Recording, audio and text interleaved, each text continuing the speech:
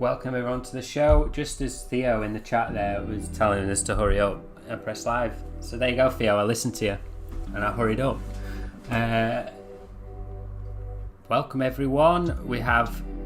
I'll just introduce everyone. We've got Harrison with us. Say hello. Hello everyone. And just a quick apology if I ruined anyone's Netflix watching time this week. Just wanted to say that. Alright, yeah, okay. Nice. Peace has been made. Peace between worlds, as they say. Tom. Yeah. Evening. Hello. How are we all doing? Yeah, I'm good. Sammy, welcome back. Hello there. Yes, it's great to be back. What game are you going to be playing during the stream tonight, Sammy, while you're ignoring us? No, on this episode I'm going to be serious. It's only on like the likes of yesterday's episode that I'll be, half asleep or playing a game. Oh yeah, because obviously theory doesn't matter, does it, Sammy? Nah. Playing games while you should be studying. Now, that's funny, isn't it? Because this week China has cut video gaming. Maybe we need to enforce that on Sammy too. Hang on, Fran. It says stream paused. What says stream paused? Stop reading the stream and carry on. Right. The stream's fine, Sammy. You worry about you. It's just when I flip Windows, it'll pause for you. Alright then. Yeah, I think we should limit Sammy to 3 hours of online gaming a week. It definitely needs to happen, doesn't it? Disobeys, he gets re-educated. Yeah. We've got guests with us this week, as every week. We've got Artsy with us. Say hello, Artsy. Hey everyone. Yes, hey, right, let me get you on screen so everyone can see. There you go. There she is in the top corner, painting. Right, tell everybody what you're painting this week. Yeah, I'm going to be doing an oil painting of Huey Newton in space, so that's going to be fun. Nice. How long does oil painting take? Like a month to dry or something? Yeah, especially if you use thick paint, it can take up to 6 months to dry, so it really depends. Wow.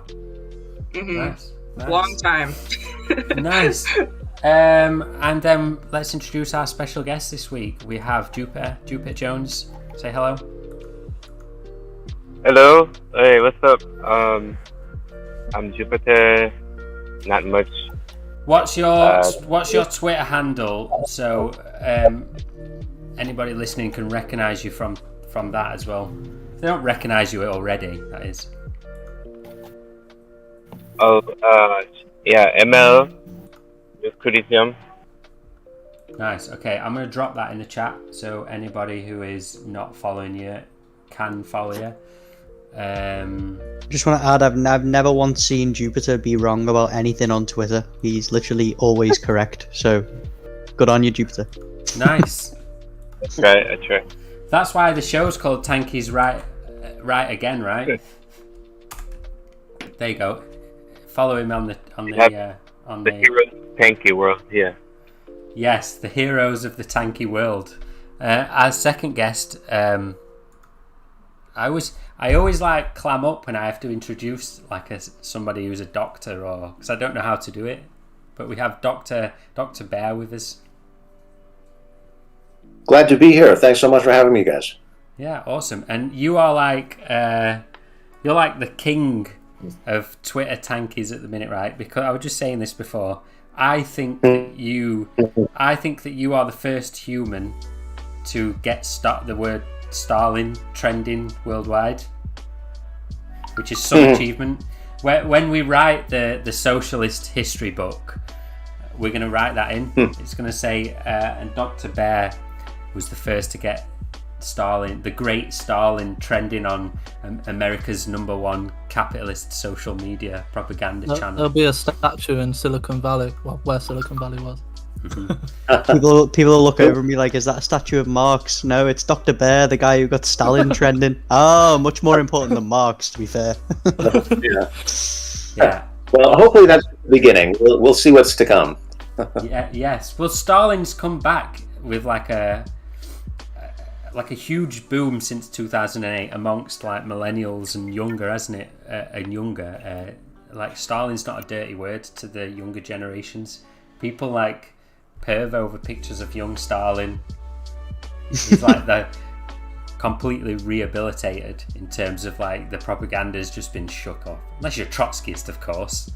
But I mean, I think that's true, or that's starting to happen. I don't know. I'm not from that generation, so I don't know if I can really comment on like, what someone, like outside of my own peer group or whatever. But that does seem to be a lot of change in terms of how people are just self-educating about history. I mean, World War II, this is like by far the most popular like time period to study in the United States. And it's also the like period that has the most unbelievable amount of lies and propaganda told about it. I mean, it was Stalin himself, wasn't it, who said, "It does not matter what the reactionaries say about me and how much rubbish they heap upon my grave, for the winds of history will blow it all away." And I think that's starting to be seen now. I mean, imagine having like right, hold on. Stalin was just a normal guy, right? But imagine having the sheer energy that when you see the way that the USA is will blow it all away or whatever. Crap. Man had sheer energy. Right, when you before we talk more about Stalin, when you got this trending on Twitter, the funny part is you sent this just to show up on the screen now. This is the little label that Twitter put on the trend. Look, economics professor Dr. Asatar Bair applauds the Soviet Union ruler Joseph Stalin's discussion style and contributions to Marxism, whilst others point out that Stalin's regime killed millions of people. how many millions of Nazis? Yeah, millions of Nazis, exactly. Yeah, exactly. Millions of people. How many millions of people did the George Bush regime kill, though? Like, we never see regime applied to, like, Western politicians, do we? It's a funny way. Exactly. When Tony Blair trends, it doesn't say others point out that Tony Blair is a war criminal. He's a wanted war criminal, does it? Blair regime, yeah, that would be good. But anyway, Tom, whilst we're discussing Stalin, you wanted to show this, didn't you? Yeah, we were talking about this earlier today in our little group chats, weren't we? About how, with the kind of popularity of Stalin growing, and not just Stalin, but the general nostalgia for the USSR amongst many former Soviet Republic citizens, we're starting to see an actual genuine resurgence in support for the CPRF, the Communist Party of the Russian Federation. And I don't know whether the situation is similar in many of the other ex-Soviet republics, but specifically in Russia, from this graph here, we can see the blue line at the top obviously represents United Russia, which is Putin's party, the kind of, how did you describe it, Fran? The centrist party, essentially. What was your wording? Well, United Russia are as centrist as centrist can be, right? They're probably the most centrist party on planet Earth right now. Yeah. I mean, centrist not so much in a Western sense. When people say, Putin's right wing, I mean, he is in a way, right? Because Russia is capitalist. Capitalism by default is right wing, right? If capitalism is right wing, socialism is left wing. One of the two. Russia's not socialist so far, it's capitalist, but it's right on that edge of the political spectrum, the left to right scale, right? So I would put United Russia right in the middle. If you had a political compass between just blue and red, they're right on that centre line. And every other Western government is to the right of that in Russia. So yeah, they're the centrist of centre that have just maintained the existence of Russian sovereignty and in self-determination. Yeah, I mean, all I was going to say was I think it's not so much that Putin's popularity itself is waning, because Putin is a very popular man in Russia. Obviously, he did away with the Yeltsin coup and the complete liberalization of Russia. He put a stop to all of that, which was a good thing. No one should argue that that's not a good thing. But I think what what I don't know whether you guys have different opinions here, and feel free to jump in. But my take on this is that people kind of see that Putin is getting older. He's done many years as the Russian premier, shared with Medvedev, his kind of second in command. Obviously, they kind of alternate, don't they?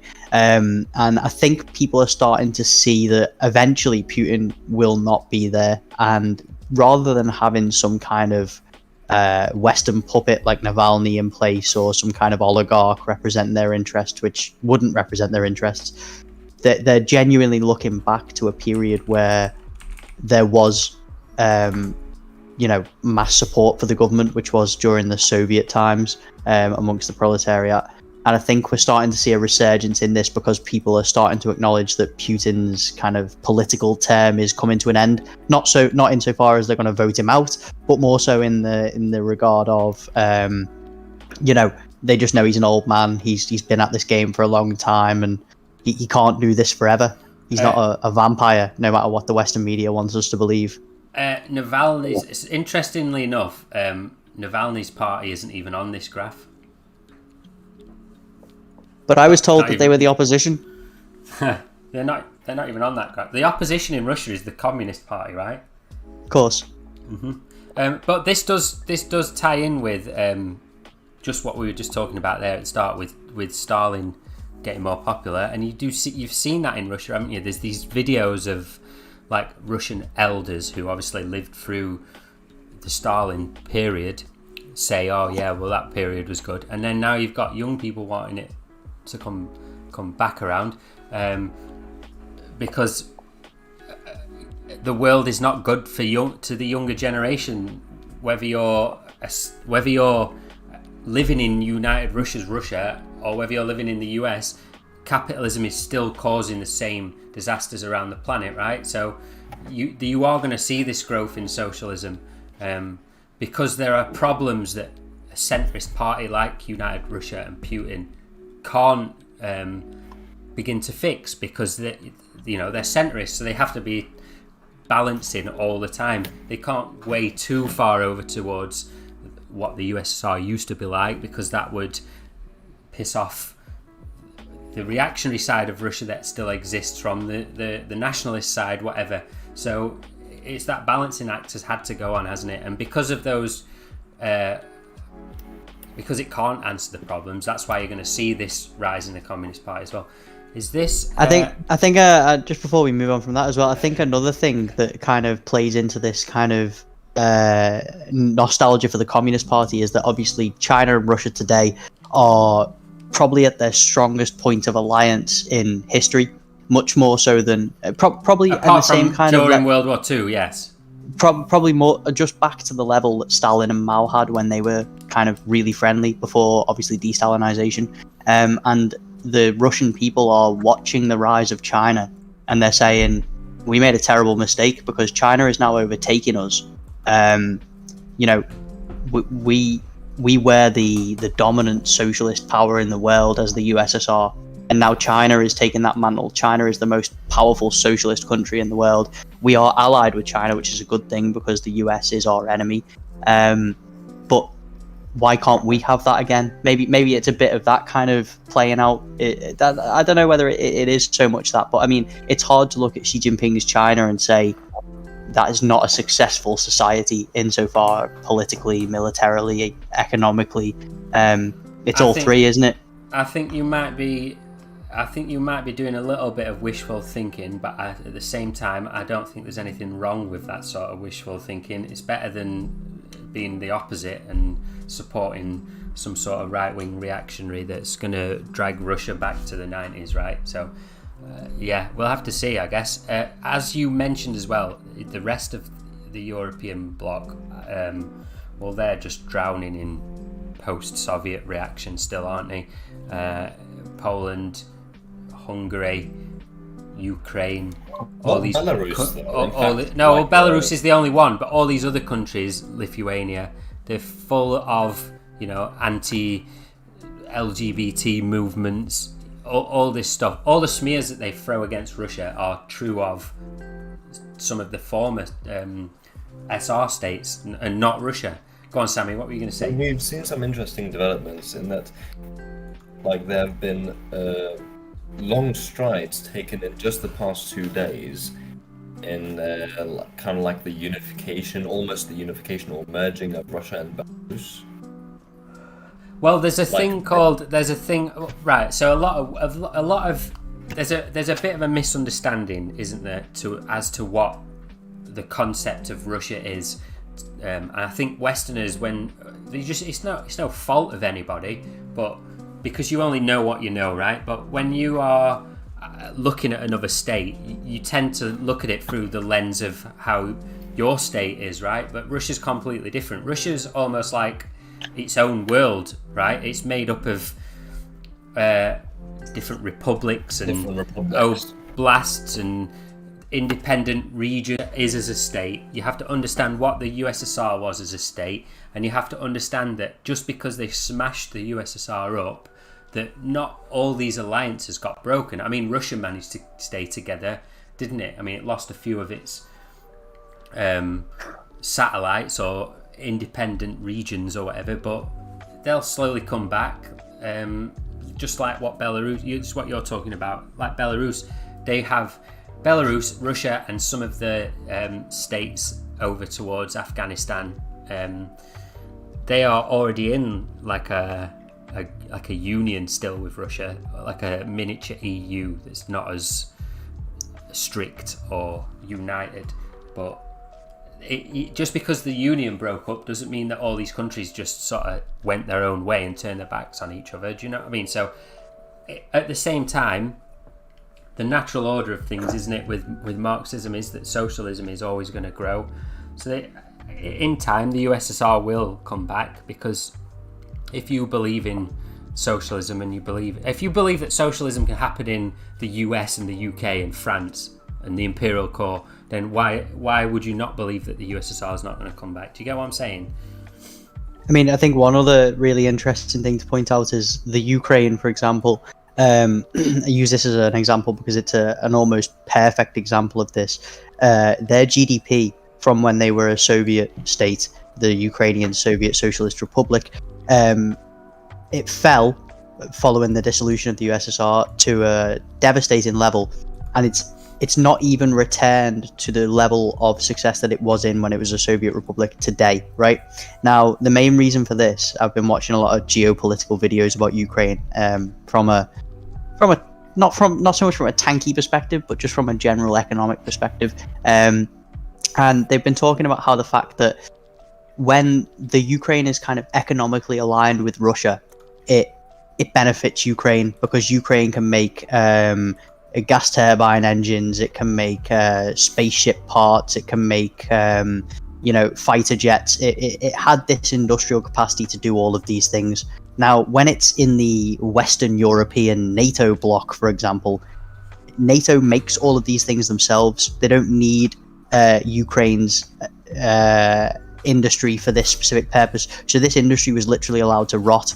And the only reason that some of this industry has been able to survive to this day is actually China, because China has been buying a lot of gas turbine engines from the Ukraine, because obviously they're vehemently anti-Russia, so they refuse to sell them to Russia. Russia started to diversify its own economy to make it so that they can produce these things independent of Ukraine. But China has been using Ukraine as a base for military acquisitions, technological acquisitions, things like this.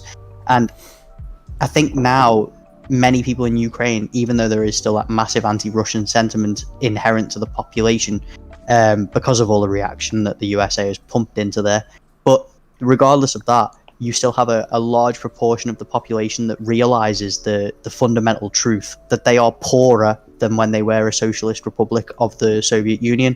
And as a result, it makes economic, financial, political, and social sense for them to be economically aligned with Russia, whether that be a complete reintegration in the form of a USSR kind of situation, or whether that is just to realign itself away from Europe. Now, obviously, the European alignment happened with Maidan in 2014, with the Nazi coup.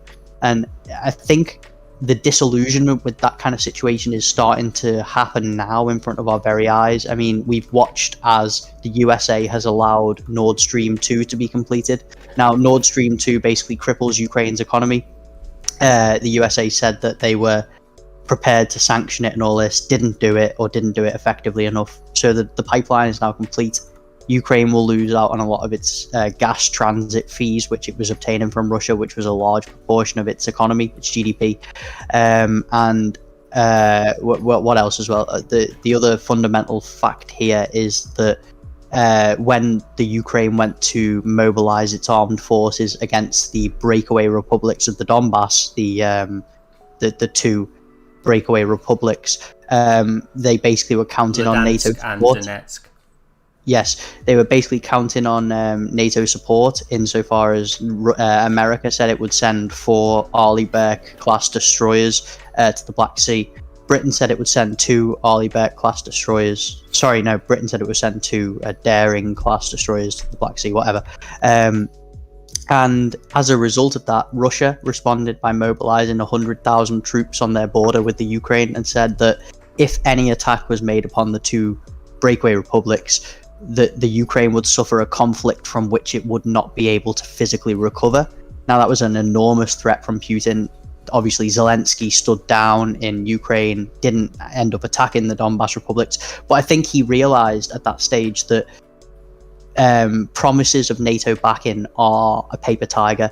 It's got all the fangs, but it's got no actual power behind it. And I think now all of these things coming together, the economic side of things, the military side of things, the Ukraine is starting to realize that it is a puppet state in every kind of facet now. And it doesn't benefit a puppet state to be a puppet state when you've got the capacity to be an actual, realistic. You had more benefits of being part of that Russian Federation, right? And well, not even directly. I mean, they wouldn't have to join Russia as an actual Ukraine Russian didn't become a sovereign state until like 91, did it? Like Belarus. No, both torn of course. Away from Russia. They were republics of. Like I say, Russia was its own world. They were republics of that world, not the Western world. So they got dragged away. Even Putin has said this week, with the completion of the Nord Stream 2 pipeline, Putin himself released an article that he'd written, and in it he said that Ukrainian independence and sovereignty is not the problem. It's Ukrainian economic alignment with the West which is the problem. Mm-hmm. Now, Russia was happy to have Ukraine as an independent country for the years leading up to 20. Yeah, of course. Whatever, right? I mean, I'd like to ask Dr. Bair's opinion on this, as obviously he's an economics professor. What do you think about this situation?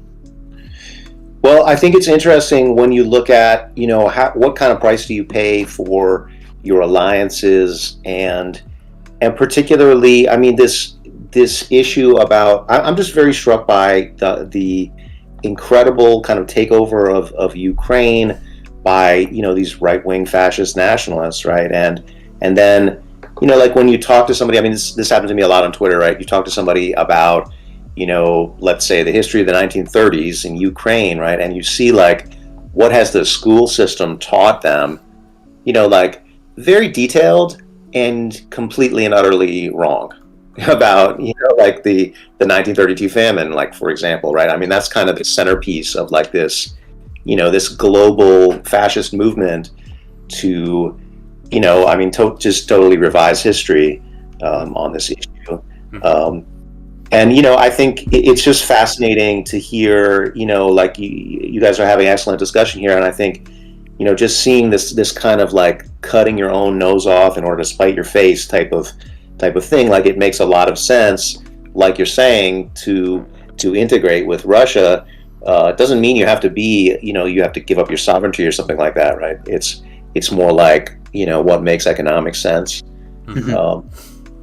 And it's just fascinating when a country sort of goes against that. But, I think it also just points to the disconnect between, the elites that invariably run a capitalist country have sort of different interests and goals than the average working person. Like, obviously, I mean, that big time, and that's, and that gets replicated in Venezuela, in Bolivia, in wherever it's happening, Really? isn't it? That exact same, and you can see it like right out in the open in places like Venezuela. People do that thing, don't they, where they show you a picture of the opposition politicians versus the Maduro's party's built up of indigenous Venezuelans. You can tell because there's people of all colours and creeds that make up the Venezuelan identity in that group of people. And then you see the opposition, and it's all American-looking factory owners. Oh yeah, yeah. Totally. I mean, just the kind of the divides in Latin America between the children of the colonizers versus the children of the indigenous people who were colonized. I mean, those splits are like super present. I mean, I'm sure Jupiter would be able to speak to this much better than I could. Go ahead. Yeah, absolutely. The client states in South America basically, so it's like they're selling their own country for U.S. corporations. European corporations come in and they give them a small piece of the pie, $2-3 million, but saying we're going to take over this, we're going to take over this beach, we're going to do this, we're going to do that, and the comprador class, right? Yeah, and it's amazing how many people just don't see that. I think I tweeted it earlier.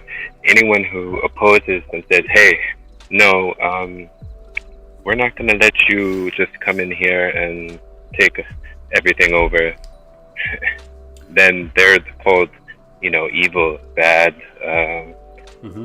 rogue states because they're not, helping the hegemony. You're not allowing the rules-based order to just like come in and take over this factory and build it on somewhat indigenous farmland that's been. I mean, it's the same stuff. Like you said, then it's amazing how people don't notice it. When we did our show with Escher about Operation Gladio, it's like a playbook, and they do the same every time, and it's starting to fail more, isn't it? Because these governments are starting to work out how to counteract it. Now, historically, historically, nothing's changed at the same time, because even back when you had the United Fruit, the coup in Bolivia against United Fruit, and they're portraying the Bolivian government to be communists in the US, and the guy's not really a communist, he's like just a left-leaning social democrat, and it's not changed since then to now. They'll do the same with Maduro, Venezuela's hardcore communist. It's not. So, but then Western left will you can't support Maduro because he's not a hardcore communist, and then the right wing are calling him a hardcore communist. So you can't win, can you, with Westerners? But it makes you feel like a centrist sometimes, doesn't it? When you're looking at like the opinion of like ultras and Maoists and online Twitter users, and they're like, overthrow Maduro, people's war now. And then like you're looking at the Nazis, and they're like, overthrow Maduro, government own, privatize the collectives now. And it's like, hang on, you both want the same thing. You just want it for different reasons. Horseshoe theory, but Twitter proves that correct. But yeah, exactly. But every single scenario, it's the same. Whether it's Stalin in World War II, whether it's Maduro, whether it's Hong Kong riots, whether it's you can spot these similar, just seemingly ridiculous moves as well. Because it starts to fail. You end up trying to invade Venezuela with like six private militias. Like, what are you trying to do? Like it's just ridiculous. Dr. Bair, were you going to talk? Yeah, well, I was just going to say, I mean, this is the thing I was kind of after with that viral tweet that was, kind of a shit post that started off just saying, I have a balanced view of Stalin. I'm a centrist when it comes to Stalin. I don't, man, this is not some kind of religious worship thing, This is not some kind of, like, oh yes, I want Stalin's face on the back of a jacket, you know. And so I was trying to use that, like, oh, let's be fair and balanced, you know, but let's also look at the historical achievements of the Soviet Union, right? Like, and when you do that, you find they're monumental. I mean, you know, you find, I mean, like I repeat this phrase so much on Twitter that it's like in my phone, you know. Socialism has improved the lives of hundreds of millions of people, and you know what we should be talking about is saving massive numbers of lives, not, oh, did so and so murder so and so, right? Like that's so far from, you know, like any kind of reasonable assessment of history. Like let's be centrist communists, you know, like you know, let's not be extreme. I mean, hold on. Nobody judges feudalism based on the actions of one king, do they? Like, they don't. Right. But go on, Tom. I was going to say, I noticed something that Dr. Bair said before when he was talking about the education system in Ukraine, which is obviously kind of going on a very historically revisionist path as a means to kind of justify the anti-Russian sentiment.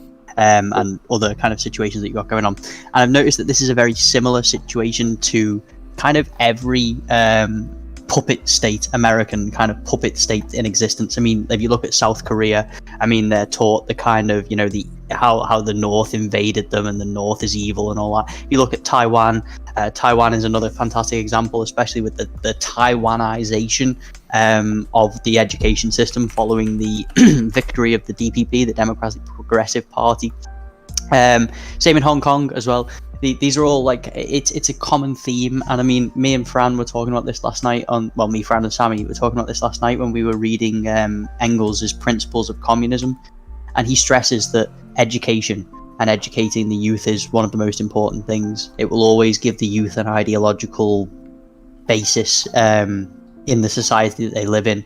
I mean, you know, Dr. Bair, you're from America. I mean, the majority of us in the chat tonight are from Britain. So we all have this kind of experience of capitalist misinformation that we've been fed to us during the kind of traditional schooling systems. Absolutely. You know, this is an extremely effective system. It's not to be discounted. I mean, but it's funny, isn't it? I think I said last night on the stream that when you see a socialist country teaching kids Marx and Engels, teaching them the actual history of their country, that they're called brainwashed, aren't they? That's the first word they always go to. Oh, the Chinese are brainwashed, the USSR, the Soviet citizens are brainwashed into thinking that Lenin was good or Stalin was good or whatever the order of the day is. This is a thing, isn't it? Every country does this brainwashing of, if you want to use that word. It's just, which ideology would you rather be brainwashed into is the situation. And obviously it does not serve the capitalist state to educate the youth, who are majoritively proletarian, about proletarian issues, because obviously that will make them want to destroy that state. It's like an inherent reaction to it. So they're not going to do it. They're going to always try to, you know, teach us lies, essentially. Right. Yeah, I mean, the proletariat have to go through kind of their own education process, and that's difficult, you know. But I mean, this is why I'm so kind of keen to see all of this wonderful new left media emerging, and the kind of options for that. I'll tell you, it's way better than anything that I had, you know. I mean, years ago when I was just sort of exploring, you know, Marxism and politics for the first time, none of this existed. Yeah, exactly. Right. I'm just gonna change the subject for a minute. Before we move on to that, though, Monica wants us to show this. Artsy, look at the screen. If you can see the stream screen, Monica's cat is watching you paint. Can you see that? Oh, that's nice. I love it. Oh. Send that picture in. So there you go. Big up your cat watching us anyway. Right, Sammy, you wanted to talk, Comrade cat. You wanted to talk about Syria a little bit, right? So, well, the region, yeah. Yeah, let's go. Well, these past 3 months have been wild, to say the least. Like, a lot of things have been happening, both in the regional and in the global context, when it comes to this area.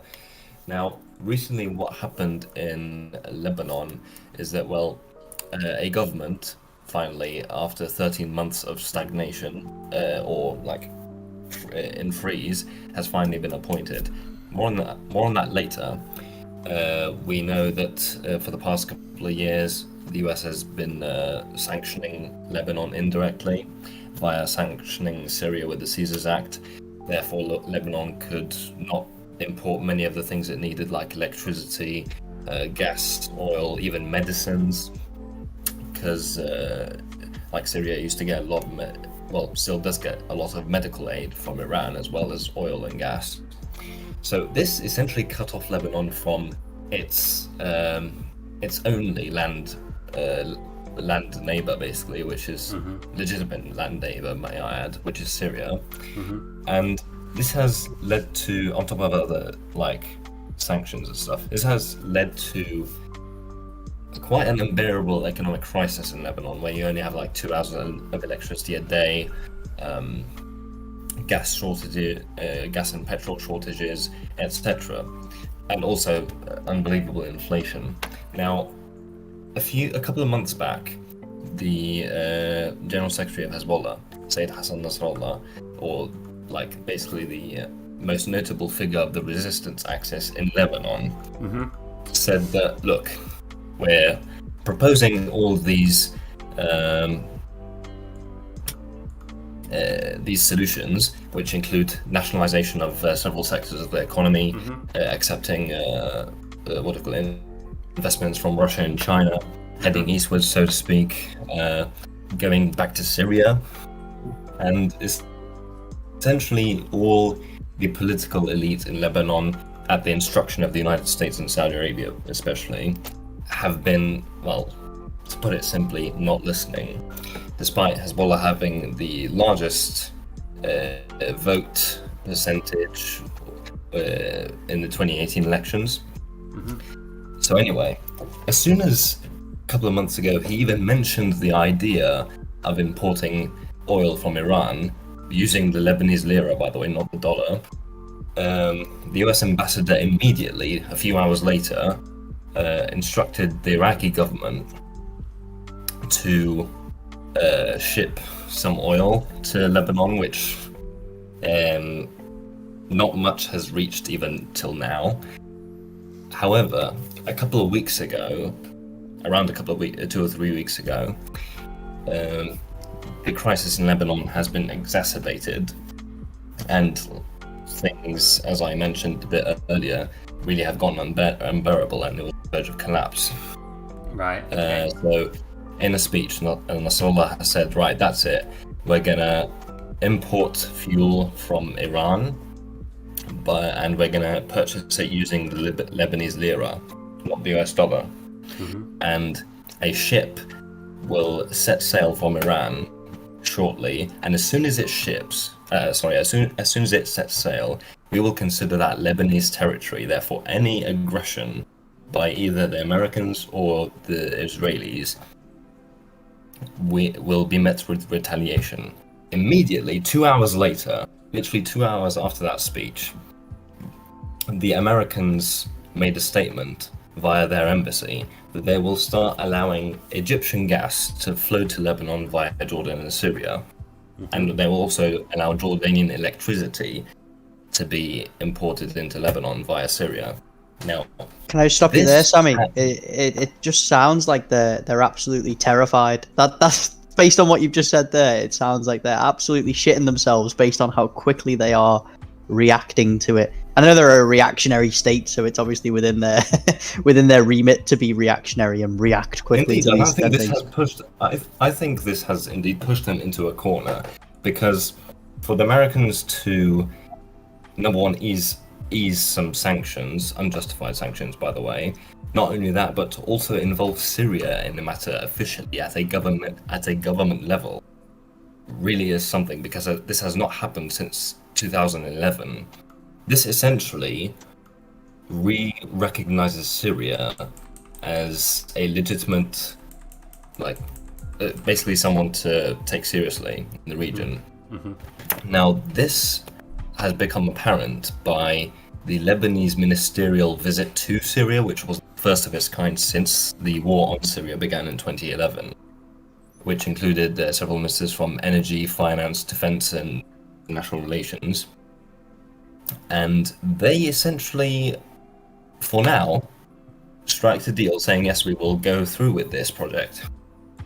Now, as I said, this proves that the Americans have been cornered because of like the growing influence and power of the Axis resistance, especially in Lebanon, as well as to mention in Yemen, Iraq, and stuff. Yemen, I haven't been following the news too close of recent Yemeni news, but they are still working on Ma'rib, the region I mentioned several months back, the key strategic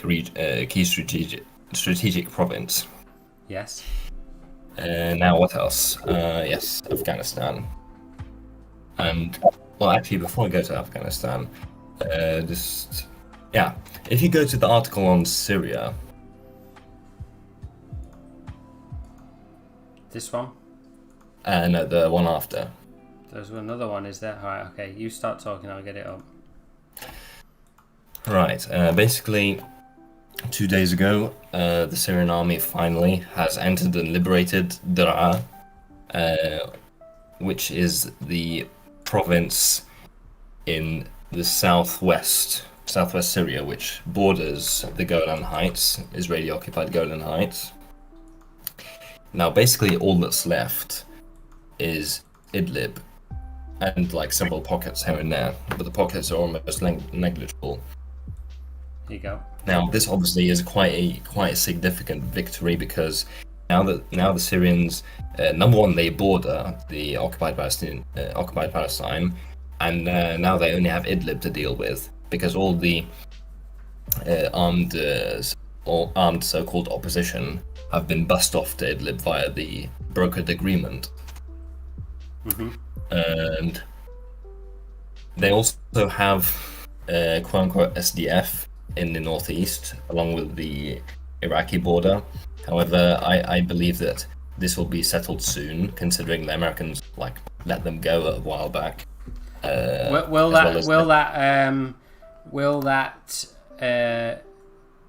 that conflict be sorted diplomatically, do you think, or? I believe it will be sorted similarly to how Daraa has been dealt with, because in Daraa, may I say, it has been dealt with via a brokered deal where like 90% of the armed groups have just been bussed off to Idlib.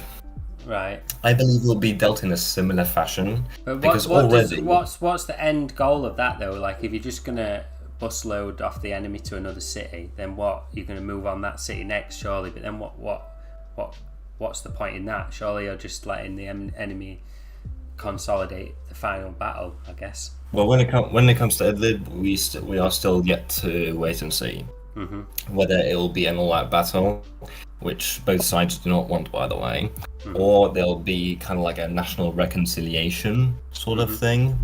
However, that is also unlikely, because the groups that control Idlib are completely unpopular, and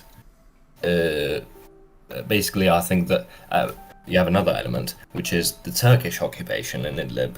Right. So we'll honestly just have to wait and see what happens there. As for quote-unquote Rojava, I think that will be handled diplomatically, especially as considering Syria a couple of days ago or yesterday has recognized Kurdish as one of the official languages. But however, they've already been teaching Kurdish in schools since the 90s or since the 80s in the Kurdish regions. But you're going to say... Sorry, go on. Yeah? Finish. I was just going to ask, I noticed that recently Turkey has been moving significantly away from the American NATO kind of sphere of influence, trying to carve out their own particular spheres of influence themselves, but they've realized that they are relatively incompetent at this, cannot sustain it really, And as a result, they've been kind of moving closer to Russia with lots of arms purchases from Russia, including the S-400 systems, moving into tighter diplomatic relations with both China and Russia, which are kind of seen as like the Eurasian alliance as it is now. I think that's a good way of describing it. That is true. So what my question is to you is, do you think that if this kind of trend continues, that Russia will have enough sway with Turkey to say to them that you need to leave Syria now, and we can facilitate this in a non-violent diplomatic manner, and that will kind of lead to the kind of collapse of these Turkish puppet cities, for lack of a better word? Honestly, that is a possible outcome. However, I believe I can't tell you if this will happen before or after, but I think that the major battle, so to say, between the imperialist axis and the axis of resistance is inevitable, honestly. However, things still need to be settled. For example, in Syria, I think that'll be on the list of things to be settled first, and then I think Iran still needs to put up some satellites in space to solidify their intelligence capabilities as well as military intelligence capabilities for the grand battle commences, so to speak. And we are seeing a lot of military sphere cooperation between China and Iran at the moment as well, with China giving a lot of ISR drones, intelligence, surveillance, reconnaissance drones, things like this to Iran. In exchange for oil deals. The massive $400 billion did include sharing of technology as well as military and intelligence sharing. Right. That's true. So this could facilitate the kind of situation that you're talking about, the kind of the things that Iran needs to kind of solidify their base in the region. This could already be underway, is what I'm getting at, kind of thing. Not obviously, it's not guaranteed, but it's certainly a step in the right direction. Indeed, yes, this definitely helps. And I think what has been going on in Afghanistan is connected with this, as I think that it's basically the Americans trying to reorganize themselves, regroup themselves as part of their shift from their strategy of quote-unquote war on terror to a multi-front strategy. Famously gone wrong, hasn't it, when countries have decided to fight on two fronts at once? Well, I'm not sure because, like, well, let me just going back to like 2016, 2017. It is known that the US Army shifted their strategy and training as well from war on terror to multi-front training, multi-front warfare, and I think this is part of them reorganizing or regrouping their forces. As we've seen, they've been taking forces from places and moving them towards the South China Sea.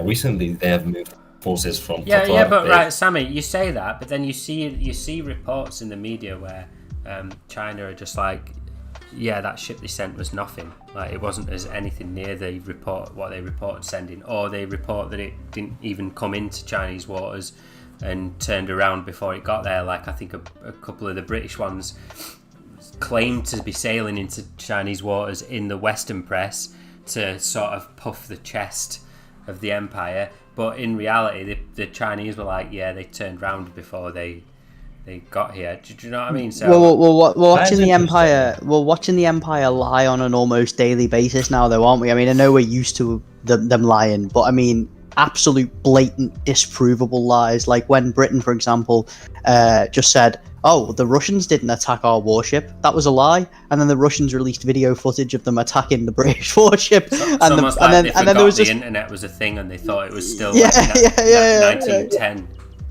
Yeah, absolutely insane shit. Like, we're watching them literally just barefaced lie to us. I mean, I know they always do, I'm not saying that they haven't, but I mean, these things are blatantly, easily clarifiable by various sources, literal video evidence and things like this. And we're seeing this on an almost daily basis now, and I think it's really kind of hilarious that America, which has just been so badly humiliated with the Afghanistan situation, and I mean humiliated on the kind of international stage rather than in terms of like geopolitically or what they actually intended.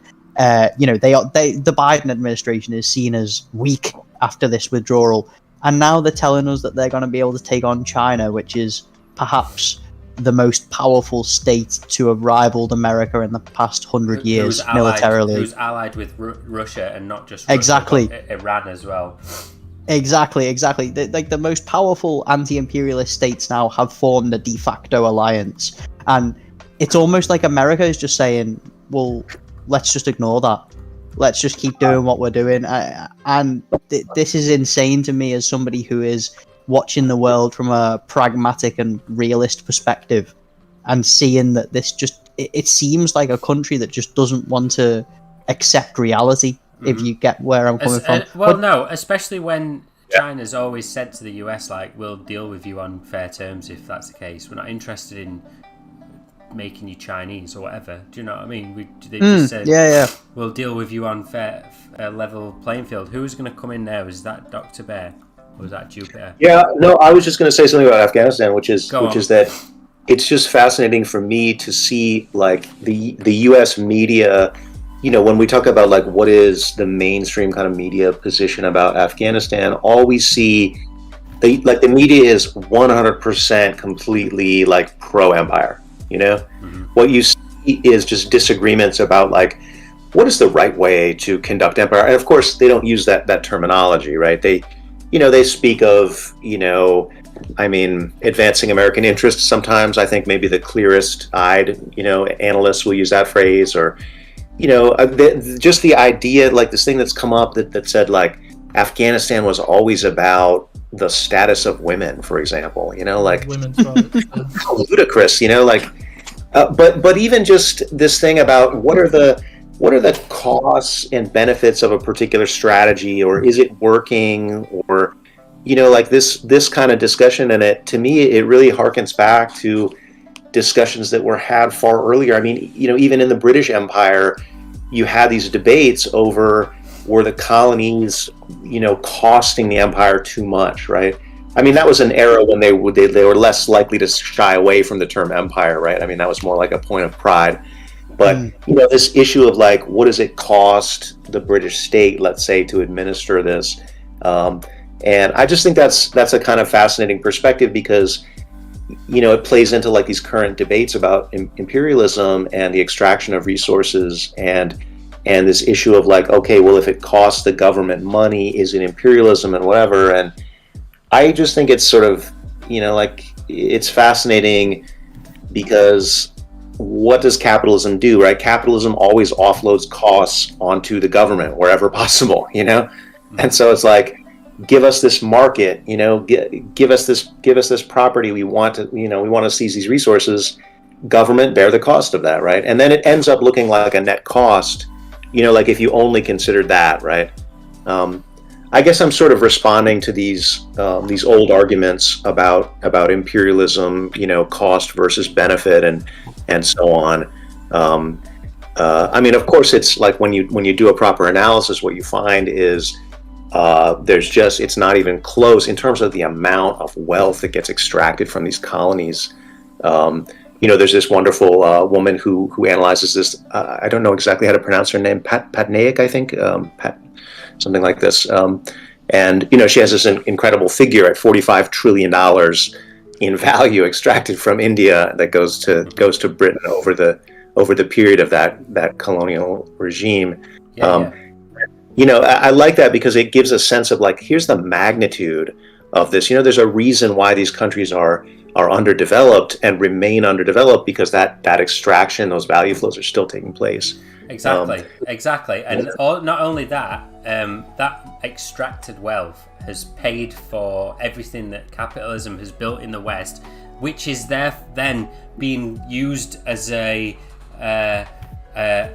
beating stick against these poor places. So you will see. I mean, India's a good example, right? You will go, India doesn't have sewers. But the West does. Yeah, but the West sewers are in the West because capitalists didn't want to walk around in shitty streets and paid for it with the wealth they extracted from India. And they didn't give a shit about people in India. That's why they don't have sewers. So, Right. you know, those same battles are going on today. Who else was about to say then? I think it really, you gotta brings up the point of neo-colonialism. Like, when Europe lost most of their colonies, they, figured out a way to, still control, and a lot of that happens through, as you all know, like through the U.S. embassies from the U.S. You show a picture of all the bases spread across the world, and even if you go to the U.S. State Department website, and they'll show you relations with different countries, and they'll say like, oh, we took what in so and so initiative to build democracy and in this country, and and then it's kind of normalized. Like, why are your ambassadors setting policies in other countries? Yeah, exactly. And a lot of people, they make that foolish error. They're like, they bring up China, particularly China and Africa, and they say, oh, they're trading, they're doing this, they're extracting wealth, and I'm like, you guys are idiots. Like, even if China was giving Africa the worst possible deal, they're not intimidating. They're not, cooping and funding the resistance and Cutting people's having hands off. Right. Yeah, and assassinating them. So And stealing them and putting them on ships and taking them halfway across the world to work on a plantation. But I think this all goes back to the initial point, doesn't it? Where you're talking about the kind of the costs of empire and the various kind of effects that has on the imperialized countries. If you look at China and India's historical GDP, and I'm talking like GDP kind of put into context from 500, 600, 700 years ago, these two countries, China and India, as the most populous nations on Earth, were by far the richest nations on Earth. India was the richest nation on the Earth when the British showed up. China was more. But the day the British showed up, India was the richest country on Earth. Yeah, I mean, the point is these two nations are, India and China, are historically extremely rich in population, in land area, and in resources, right? So if you look at the kind of the historical trend of GDP, it's only in the past 200 years, 300 years that China and India's GDP has fallen far below all the other Western countries, and it's as a direct result of it can be nothing other than theft in the most traditional basic sense. Well, yes, but what I'm getting at is capitalism is theft. That's what I'm saying. Yeah. It's literally the same as if you mug somebody. But what you've got is a situation where Britain, obviously as an island, had the invulnerability of being on an island, so it had the ability to kind of create this massive navy. It used that navy as a result. Empire is the greatest period of time that Britain was, and all of this, and it's completely divorced from the facts of the actual realities of the situation on the ground, the rapes, the murders, the genocides, the outright theft. Absolutely. Guys, I do have to go in a few. I've got to pick up my son. I don't know how long does the show usually run. I might be able to come back. All right. Well, you run off, and if we're still on, we'll be on for about another hour. So if you want to. Okay. Well, thanks so much for having me on the show. If I don't make it back, you're welcome back. It's been brilliant having you. But yeah. Awesome. All right. Take care, guys. See you in a bit. Bye, doctor. See you later, mate. Bye-bye. Tom, you raise a good point in saying that, and I just want to show. An image that sums it up, because you don't see Joe Biden. I mean, he might do. He might have paintings like this hanging up in his office or whatever, but that's private. But you don't see paintings of American presidents doing this, do you? When people talk about white supremacy, this image always springs to mind because, hold on, let me get back up. There you go, Cecil Rhodes standing on Africa. That sums up. He's striding from Cape Town to Cairo, it says at the bottom, and that the symbolism there is because, I mean, this is how sick imperialists were and how proud they were of their empires back then. The British and the French raced each other to be the first one to get from coast to coast in Africa, right? Britain went top to bottom. The Scramble for Africa, it was called, wasn't it? Yeah, Britain went top to bottom from Cairo to Cape Town, and the French went from west to east, didn't they? Go. Can I just continue off from the subject of Lebanon so I can finish here? Of course, Sammy. Yeah, I was just I remembered another important thing to bring up about especially the fuel crisis in Lebanon and the shortage of medication there.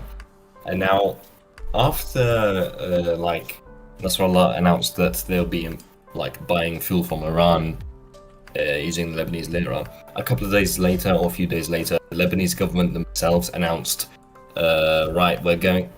All of these private fuel companies that have shut down the car fuel stops, the gas stations, sorry, they are going to use the military and force them to open and confiscate whatever fuel they're hoarding or whatever sources they're hoarding. Now, guess what? Immediately, of course they found people here and there, gas station owners here and there with 10,000 liters, 20,000 liters here and there. However, when they confiscated some gas stations belonging to one of the senior figures of the Lebanese Forces Party, not the Lebanese Army. The Lebanese Forces is a name for one of the two fascist parties in Lebanon who got away from their crimes during the Lebanese Civil War. But that's another story. But yeah, one of the senior figures in the Lebanese Forces Party hoarded 4 million liters of fuel, which is enough to fill up 200 or 250,000 cars. And by the way, it is to no surprise that the Lebanese Forces Fascist Party, as well as the Fascist Kataib Party, are heavily funded proven by WikiLeaks, by the way, WikiLeaks documentation, heavily funded by Saudi Arabia, and obviously this is at the blessing of the Americans. So it's not only via sanctions they plunge Lebanon into crisis, and try to choke the popular environment for the resistance, especially the Shia community.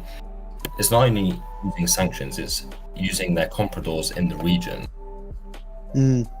This is, and then using their other agents in the region, which are the NGOs. The NGOs kind of twist and turn the narratives, and eventually they put the blame on Hezbollah. So that's the game that they're playing in Lebanon. But isn't this kind of mirror situation that you see in every kind of almost every kind of state in the world right now that isn't powerful? There isn't a dictatorship of the proletariat, pretty much. I mean, you don't see this in mainland China. You don't see this in the DPRK. Obviously, you don't really even see this in places like Vietnam, Laos. These places, no, Cuba, you don't see it here. But in every kind of state that is not a direct American puppet, which obviously is already controlled by that kind of force anyway, the comprador forces, the Americans, where they can't back fascists, they will back compradors, or vice versa, or both. Absolutely, yeah. However, Lebanon is a bit of a special case because Hezbollah has been sort of like the People's Army since 1982, when it was established to resist the Zionist occupation of Lebanon, kicking them out in the end in 2000. and then 2006 again, which gave them massive popularity not just in Lebanon, in their environment, but in the whole Arab region. And that's why in 2007 the Israeli National Security Institute issued a study saying that they need to target the environment, or like the popular base of Hezbollah, which is predominantly Shia. However, like, it's not just the Shia community that's what Hezbollah is. Pretty much all sects of Lebanese society have support for Hezbollah. So since 2007, the Israelis put out this statement saying that they need to target the popular base, and all American policy has had that idea or had that strategy when it comes to Lebanon since 2007. That's how they're playing the game right now. Right. Now, However, sorry, go on. it's all right. Just to finish off, like, however, today, like, I think Hezbollah has played it really well. The Americans aren't exactly succeeding at this. Quite on the contrary, actually. When in 2018 Lebanon had its first ever elections where people can vote for parties outside of their religious sect, Hezbollah actually gained the most the number one amount of votes. They got the popular vote, essentially. Right. Now, this is a really... I mean, I think, though, I don't know whether you'd agree with this, but I think, obviously, as we're watching the American empire itself decline, domestically and in a foreign kind of sense, we're seeing all of these cracks showing up, aren't we, in the American web, because they have overstretched themselves. They're in every corner of the world. They've got, AFRICOM for Africa. They've got all of the Pacific commands for trying to contain China. They're trying to contain Russia, trying to contain Iran. They're doing all of these various different foreign policy situations at once. I mean, we all know how hard a war is to win when it's being fought on two fronts. But America is trying to fight a 5-front war, 6-front war. Yeah, I think that's a large part of what's happened in Afghanistan. Like, as I mentioned, like the reorganization of their forces and their reevaluation of their strategy, even. And I think that in the current game of trying to surround Russia, or circle Russia and China, Iran right now is the front line, or is at the front line currently. Which is why there is so much focus which is why the Americans put so much focus in this region, especially in Lebanon, because Lebanon, the resistance axis still hasn't reached state level, unlike Yemen, Iran, Syria. Iraq also mostly hasn't reached state level yet. And I think that's why Lebanon is in quite a mess at the moment, to put it. Yeah, I mean, I would you kind of describe how I see Iran personally is kind of like it's the gateway to Asia, isn't it, from the European continent? It's the only way in, unless you've got a friendly Russia, essentially. You need that access, and obviously with Iran being a naturally defensive country with the mountain borders that it has and such like this, it's extremely hard to invade by force. America knows that a war with Iran would be like a war with Iraq, but with 1,000 times the casualties from the American side. They already made Saddam Hussein go to war with Iran, and documented that under Western pressure and not pressure, it was more like requests that he'd go to war with Iran on behalf of the West. There's even evidence by the French renting out their fighter jets, not selling their fighter jets, renting out their fighter jets with French pilots, by the way, to the Iraqis. And like pretty much the entire Iraqi army, which was, by the way, the strongest army in the region back then, it was devastating for both countries, but even then it was pretty much ended at stalemate on pretty much the same borders.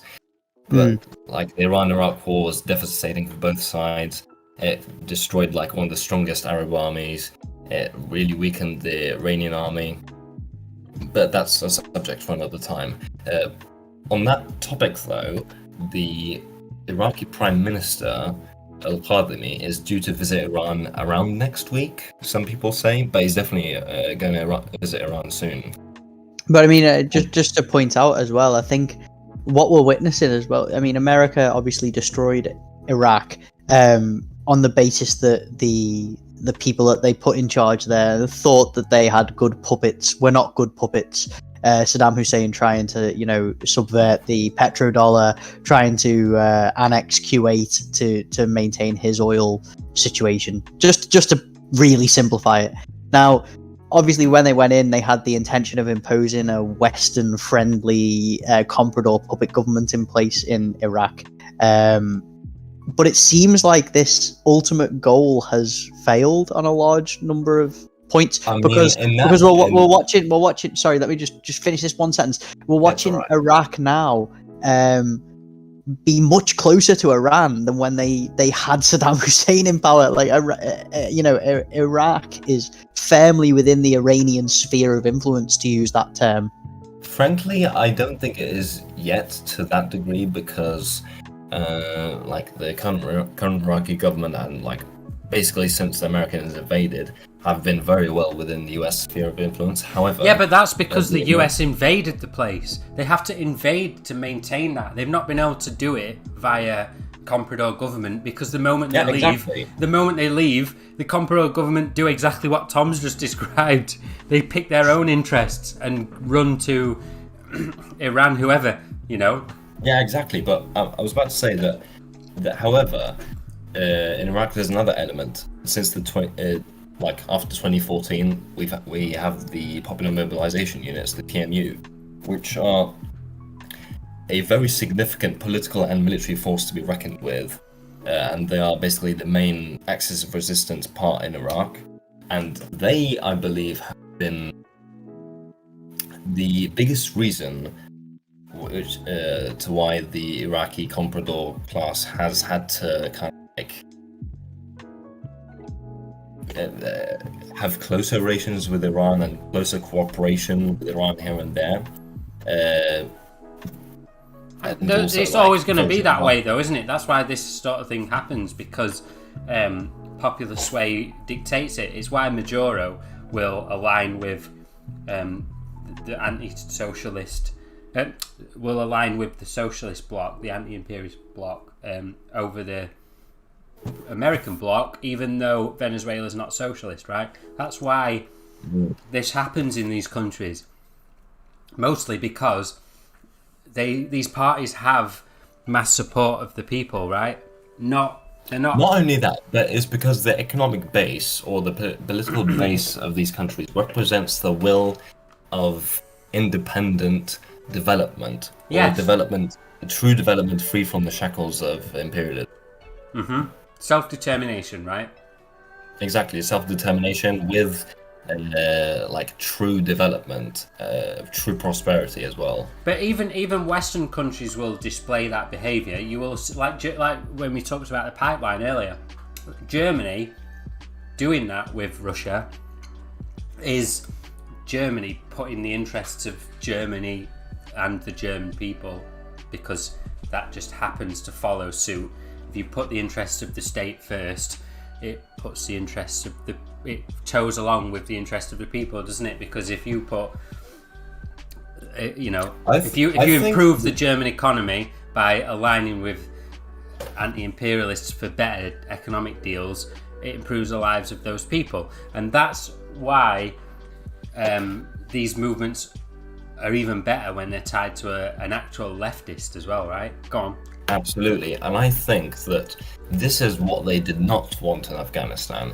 I believe that they, over the past 2 or 3 years, they've been having negotiations with the Taliban, leaving weapon repositories in certain locations here and there, releasing figureheads from prison. I believe they've facilitated the Taliban coming back to power, kind of thing, so that this thing does not happen in Afghanistan, like what happened in Iraq with the PMU, Popular Mobilization Units. And you want to leave the place with the most right-wing government in terms of which is going to be the most absolutely, and we have seen that, judging by the close relations that the Taliban have struck between Turkey and Qatar, which are two of the main players, proxy players, in the war on Syria. Qatar being in the media sector as well as like the financial sector, funding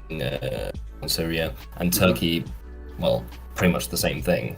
And if imperialists aren't doing that, that would be the stranger to the rule, so to speak, because it's just exactly what the British would do when they were giving colonies independence. That's why they've managed to fight off socialism so well, because you leave the colony with a reactionary comprador, right-wing, whatever government, pro-capitalist, most reactionary, least likely to listen to the concerns of the people who you've been abusing in plantations for X amount of years before.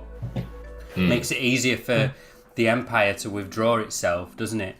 And continue operating, because it can just tweak its production, which is something the British Empire managed to do as it dismantled itself, right? Because of the American Empire, it could just sort of tuck in behind it and continue. What were you going to say, Harrison? And I was just going to say, like, obviously an example of that is Bhagat Singh in India, right?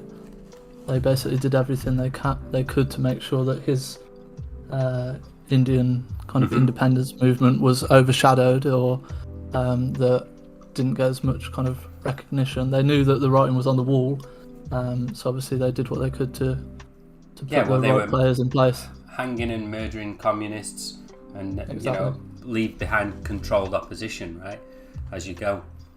And Saddam is another example of that, isn't it? They tend to these people to be controlled opposition, but eventually they'll go rogue, like you talked about in the case of Saddam. They have the ability to do that as well, don't they?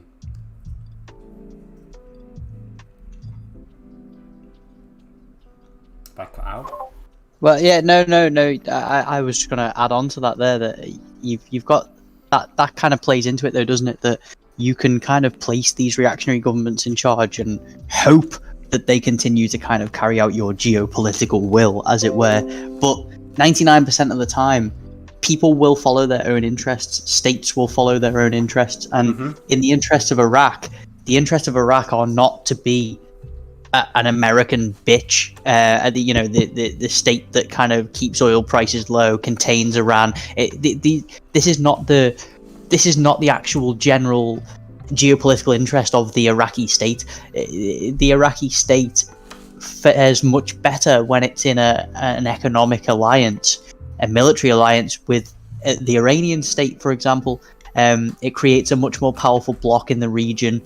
They share a lot of similar characteristics in terms of their governance policies and stuff like this. So, although you can place these governments in charge and hope that this is what happens, I think there's always the chance that they will go rogue on you, like Saddam did. It's not just Iraq that's done that though, because Ukraine drifted back towards Russian sphere of influence, which is why Euromaidan had to happen. And Belarus, which did that Belarus reversed the overthrow of socialism within like 4 years, didn't they? Yeah. What I was talking about before as well, when I was discussing the Ukraine, I was saying about how the Ukraine today currently has very strong ties with China as a result of China basically bailing them out, and where the West refused to do so. And we're seeing the kind of the material results of this today, when the Ukraine, which is obviously supposed to be one of the US's most stalwart allies when it comes to diplomacy, actually voted in favor of China at the last vote of the UN Security Council on Xinjiang. And Ukraine actually backed China up, right? Now, this was because China came out and said, look, if you say that there is a genocide going on in Xinjiang province, we will respond to that by recognizing the independence, recognizing the Russian control of Crimea, right? Now, it was within Ukraine's interest, their own personal interest, to defy the US in this situation, even though the US obviously is kind of their major financier, the entire reason that they're on the current path they are today. It doesn't matter when it comes to who is actually paying your bills, and in this case it's China.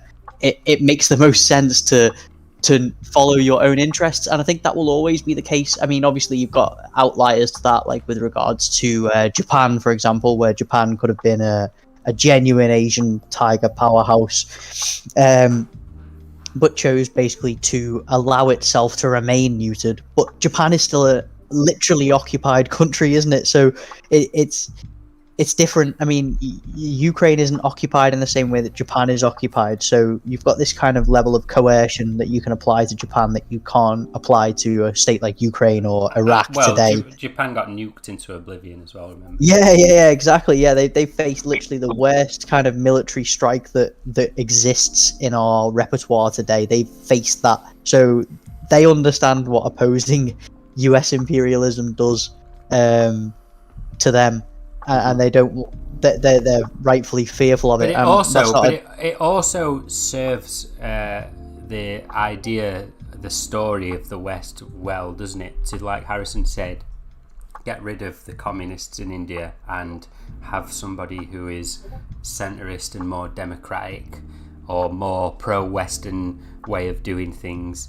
So you can paint that like, oh yes, it is Western style democracy that's good because look at what he's done. Do you get what I'm saying? So it's well in that as well, doesn't it? Because the imperialists not only get to withdraw scot-free, right? Because they could just be like, oh yeah, look, they got independence. But they also managed to still infect the place with their economic system, which is the same, right?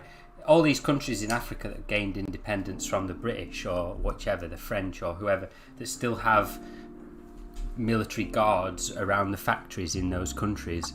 Like, if the state is independent, right? Independent, quote unquote, isn't it?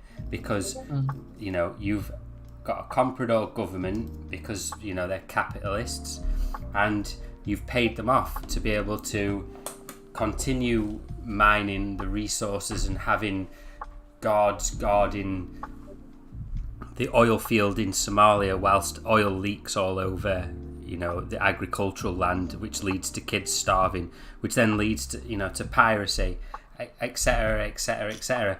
And it's no different to the acts of imperialism that got carried out 200 years ago in Africa, is it? It's just the fact that the place is independent now is making no difference.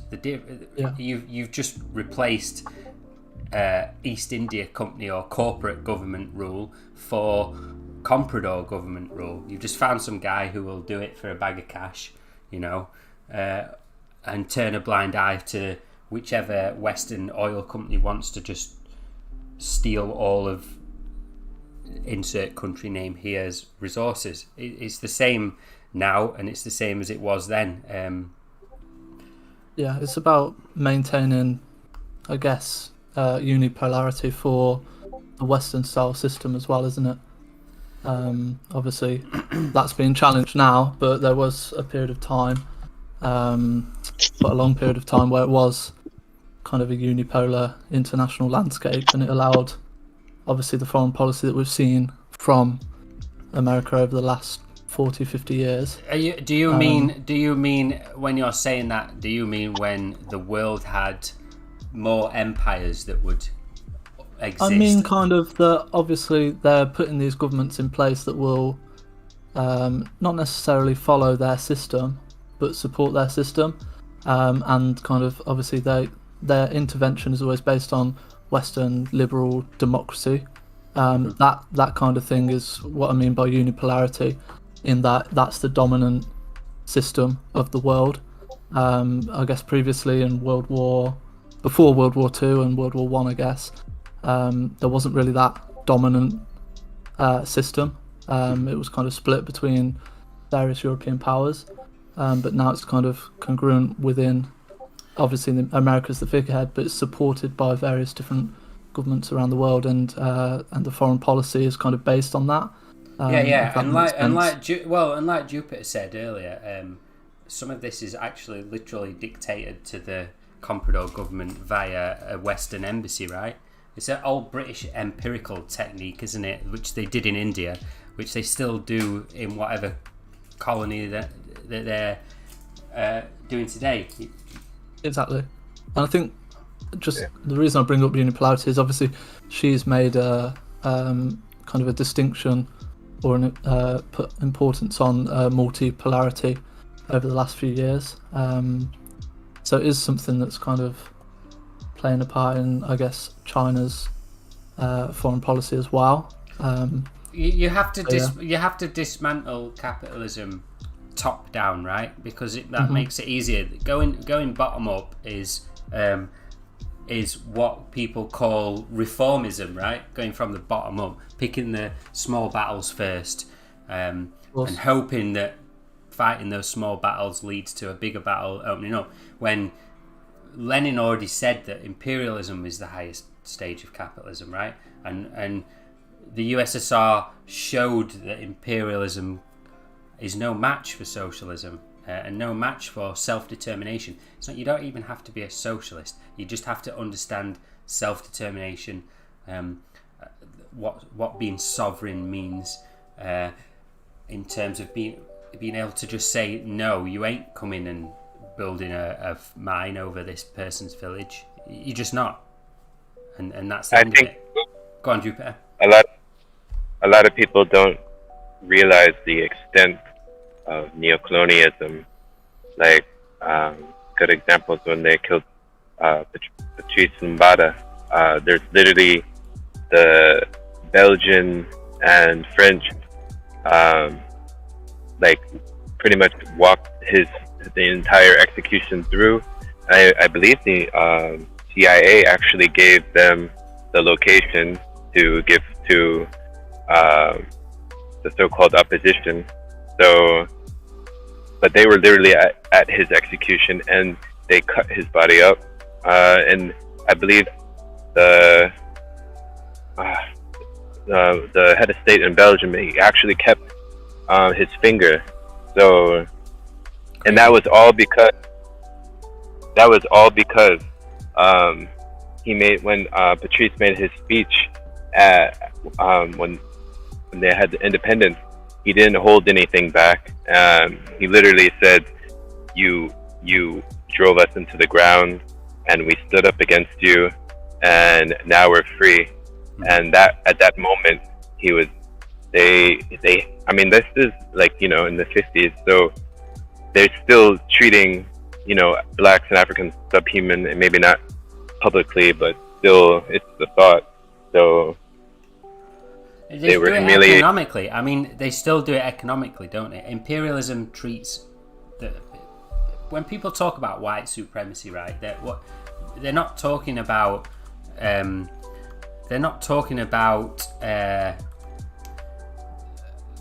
reactionary racism, right? Just people saying slurs. They're talking about this, which you see on screen in a minute. Cecil Rhodes standing over Africa. They're talking about this idea that, like, these people have a God-given right to access these places and just do what they want. Take out this politician, back that, trample this village over. That's what we're talking about. We're not talking about using a naughty word or whatever. They're all distractions from what imperialism is. If you're trying to fight imperialism, that is. Obviously, they are battles that also can be discussed and sorted out. But when people talk about white supremacists, this is what I like to think of it as. A really good way to look at it is to look at the Russian Revolution and understand why the opposition was called the White Army, right? It's not because they have white skin, it's because of what they represent, right? So that's the way I look at it when we're talking about this idea of imperialism. Go on, Tom. I was just going to say that this kind of situation is why it pisses me off so much when you hear people say, "Oh, China is imperialist," and they say it without any kind of analysis of the facts. And sometimes they'll pull up that Lenin quote and say, "Well, China exports capital," or whatever, without even understanding what the term "export of capital" means, because they don't understand it. Because generally speaking, they are children that are making these points, children or American reactionaries, and I don't expect either of those two to generally understand what Lenin was actually talking about. The point is, imperialism is first and foremost, as you say, an economic system. but it goes hand in hand with all of this horrific colonial violence. When China is turning up and saying, like, we're going to build a port in Djibouti, for example, because the people of Djibouti have specifically requested this port, it will facilitate their economic growth. It will make them a more important economic power in the region. It will facilitate further trade with China. All of these reasons. It's so far removed from the imperialism that we've actually witnessed from early Western European empires, which was the most horrifically violent, to the modern imperialism that we see today from the likes of France and America, which is less openly violent, but it's still as destructive, if you know what I mean. Like, today, you haven't got French or American kind of business owners chopping people's hands off directly, for example. I mean, you may do on isolated bases, but it's not a widespread phenomenon. But the damage that is being done to these African countries by AFRICOM, by the French neo-colonial empire within Africa, is so horrendous and serves only American and French interests in the region. Nestle are still using slaves, aren't they? Of course, yeah. You still have the situations like that where you've got Nestle literally using slaves. But what I'm getting to the point is that it's less barbaric than the first instances of imperialism, which were conducted by Belgium, Britain, the early French Empire, the German Empire. These countries committed the most heinous crimes against humanity that we've ever seen on planet Earth, I would say. Now, that is not to whitewash the current state of imperialism from France, America, Britain, these other countries in the region, but to then compare the actions of China, which is literally going in as I think you described it best earlier, Jupiter, when you were saying that China is acting as essentially a good faith partner. They treat everyone as equal. I think that's the biggest thing. And not only that, don't forget that, like, the core principle is that China is literally a victim of imperialism. Like, like, how dare you, as a remnant of white imperialism, look down on another nation and declare it to be imperialist when it's you that imperialized them and occupied their land and forced your trading rules on them for hundreds of years, and would sail gunboats just into their land whenever you felt like making threats to them, right? I think Vito probably has the best kind of perspective on this situation. When you see Americans, French people, British people on Twitter, for example, calling China imperialist, what kind of effect does that have on you as a Chinese person? I felt a little bit disheartened. Like, simple research would suffice. Like, the amount of like you said, like, French and Canadian people said that China is imperializing, like, for example, Africa, but they had what Africa and China has is like a mutual cooperation. Like, there's a difference between, like, the forceful like financial sort of like constraint placed by the imperialists, mainly the, like, ironically, the French and the Canadian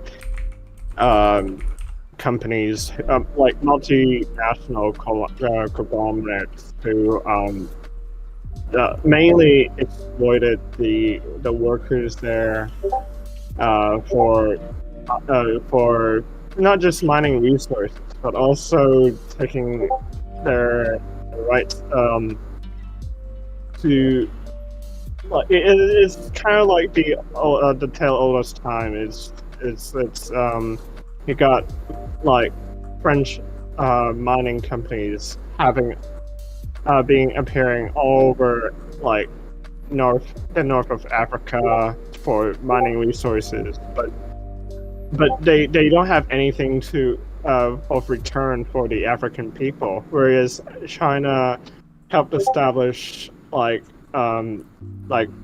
corporations of mining, not just with mining, but trains, buildings, and resources, and the Africans would, have would have people going to China to study engineering, which is really a big part of how, the more and more coexisting corporations China and Africa would have, the more we will see that Africa can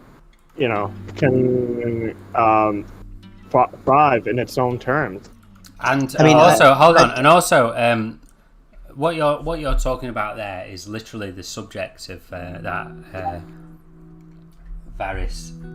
What's he called? I forgot his name in the spur of the moment. It's those who get countries that need ports get ports thing, isn't it? Varoufakis. They're doing the same. They're doing the same as us in Africa. And he's like, no, they're not. No, they're not. And like Vito said, it only takes a little bit of research to understand this. Hold on, Tom. Jupiter, what were you going to say? Oh yeah, I was just wanted to add one point is that when the European companies take over, mining, what they do is they'll give a cut of the profits to the elite ruling class, whoever's controlling the country, and literally that's it. That's why you see these countries are so poor, and the leaders are multi-millionaires. So a lot of people don't even think about that, Mm-hmm. Yeah, exactly. Mm-hmm. I had to get this tweet up whilst we were talking. There we go. On July the 1st, 1997, Hong Kong was retroceded to the People's Republic of China. The British governor recovers the flag of his defunct empire, which will never again fly over China. Right now, what's chauvinistic from Western liberals is that they will accuse China of being an imperialist entity who should not be supported and who is mixing in the affairs of other country, right? But at the same time will hold things like Indian independence up as like a good thing, right? So it's very hypocritical, isn't it, from a Westerner's point of view, that they will pick and choose these moments like this. Cuba's the same, isn't it? Cuba is exactly the same as this, but the Spanish flag has been taken down and the US flag has been taken down, and then the flag of the Compradors got took down, and never again will they fly over Cuba, right?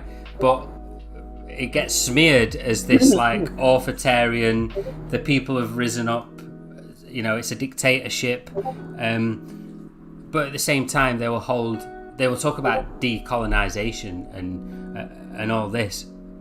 It's very strange, isn't it, that we're living in that world right now where I don't understand it, because people should understand, liberals should understand what decolonization means properly, because they talk about it so much. How can you hide this? How can you talk about it but only talk about like a quarter of what that means without giving the rest of the big picture, right?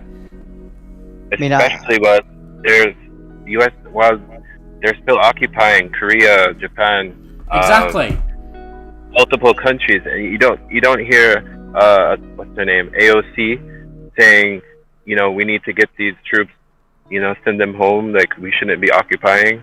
Like, you don't see that at all. One thing I picked up on what Vito was saying earlier as well was the scholarships and stuff that are given to. You were talking about African students, I believe, Vito, but this isn't just limited to African students, and I know this from a very first-hand basis, because when I studied in China, and I studied in China on a scholarship program, I studied on the Hanban scholarship program, and I lived with 2 Americans, one other British guy, 2 or 3 Europeans, and everybody else. Literally, the 200 or 300 other students I was studying with were from Central Asia, Africa, or Pakistan. They were the 3 major countries that the 3 students all came from. I've never met a Tajikistani in my life, and then I met 12 of them. right? In a week. And I was like, I genuinely feel insulted. I feel terrible about saying this, but I do not even know where Tajikistan is on a map. That's what my opinion was in 2014. And I realize now that China will give out these scholarships to a handful of Americans and a handful of Brits. I mean, I was lucky enough to be one of them that received one, because of things that I'd done with regards to China, Chinese and stuff. So I managed to get one of these scholarships, but the vast majority of the scholarships that China offers to foreign students go to Belt and Road Initiative partners, right? Now, you would never have seen a similar situation with countries that America is imperializing. You don't see American universities giving Korean or Japanese students scholarships. You don't see them giving Venezuelan students scholarships. You don't see this. Now, China is actively trying to foster this kind of good faith relationship with these countries by not only trading on equal terms, as we've all discussed, and treating these countries with respect, but also I think another thing that Jupiter said as well, Jupiter, you were saying before that with regards to this kind of good faith relationship that China does build up with the countries that it trades with, it's you said, I believe, that the Western countries, when they committed imperialism, they would give a small portion of the profits to the elites of these countries, and then these elites would then go and build things, palaces or yachts for themselves, things like this. They would literally personally profit from these imperialist deals, and they would steal from their own country in the same way that the imperialists were doing. Now, what China does is China is building all this infrastructure, and this infrastructure will genuinely benefit the working class person as much as the bourgeois person in these countries on an equal level. I mean, if you've got high speed, like the Kenyan high speed rail, for example, it's one of the first high speed rail links in all of Africa, I believe, built entirely by China as part of the Belt and Road Initiative. Now, you look at this and you think to yourself, who is this going to benefit the most? Is it going to benefit the bourgeoisie of Kenya, or is it going to benefit the working class? Who uses public transport? It's not the bourgeoisie, generally speaking. They tend to have, cars, private jets, whatever the fuck. It's the working class that benefit from this improvement to their general transport infrastructure, right? Now, when you this kind of I think it was one of the principles in the Communist Manifesto, right? Is exactly yes, transport it was for the people, right? Yeah, exactly. And the nationalization of that transport, which is one of the conditions that China imposes when they build these things. They are not being given to private individuals. They're being built on behalf of the state they are in cooperation with. And this is why there's I think this is why there's so much pushback from Western think tanks and Western academics and stuff calling it imperialism, because China is genuinely working with these countries on a basis of mutual respect and on a basis of friendship. And it's double-fold though as well, right? It's double-fold as well because, don't forget that the last thing the Western imperialist wants is more competition from an empowered Africa.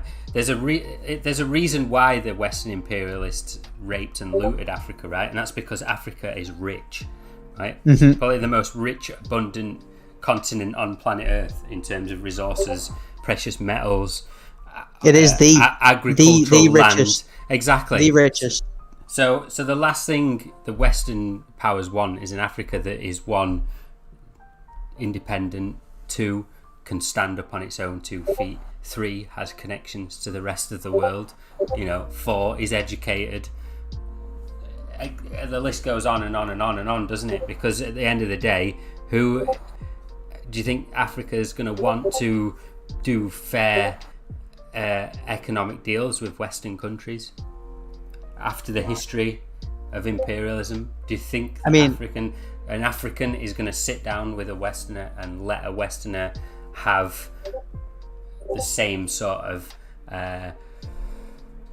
leeway that a comprador would give them, somebody who's been paid to give them that much leeway? It's not going to happen, is it? I mean, this is why Gaddafi had to go. I mean, as well, you look at the history of China and the way that they operated and you draw a direct comparison to the Western empires. When Britain had its ability to build a fleet, it did so to conquer. It went all around the world and it conquered. It used that fleet as a weapon of war. It invented the term gunboat diplomacy, and it took Africa. It took most of Asia. it stole from China. It stole all of India. You know, this is how Britain operated when it gained its fleet. When China had a similar kind of period of shipbuilding might, they produced a fleet that was much larger than the British Imperial East India Company Navy. And you know what they did when Zheng He traveled around the world on his treasure boat fleet?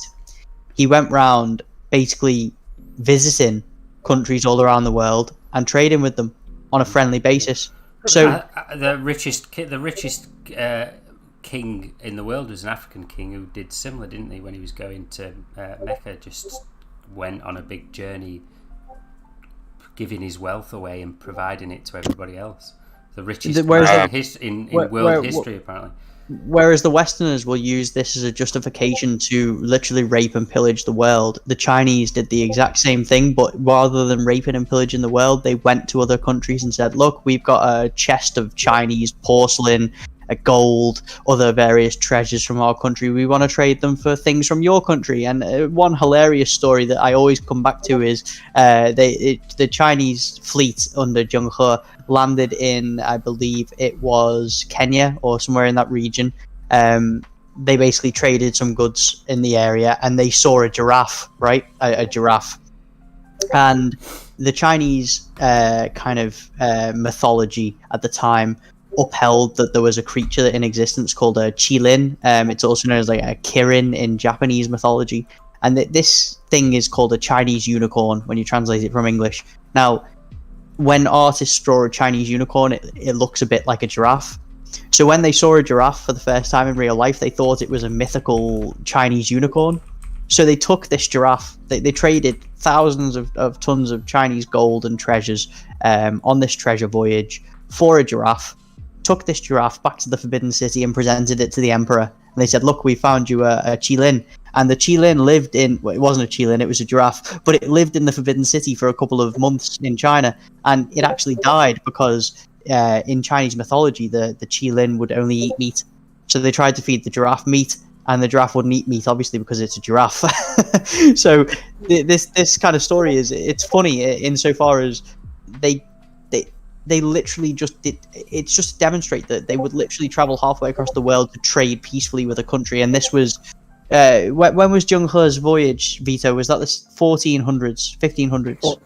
No, it's 1600s. Around 1600s, yeah. So around the time that England was manifesting its colonial and imperial ambitions and doing the direct opposite of what China was doing, it's kind of hilarious. My bet is the 15th centuries, early 15th centuries.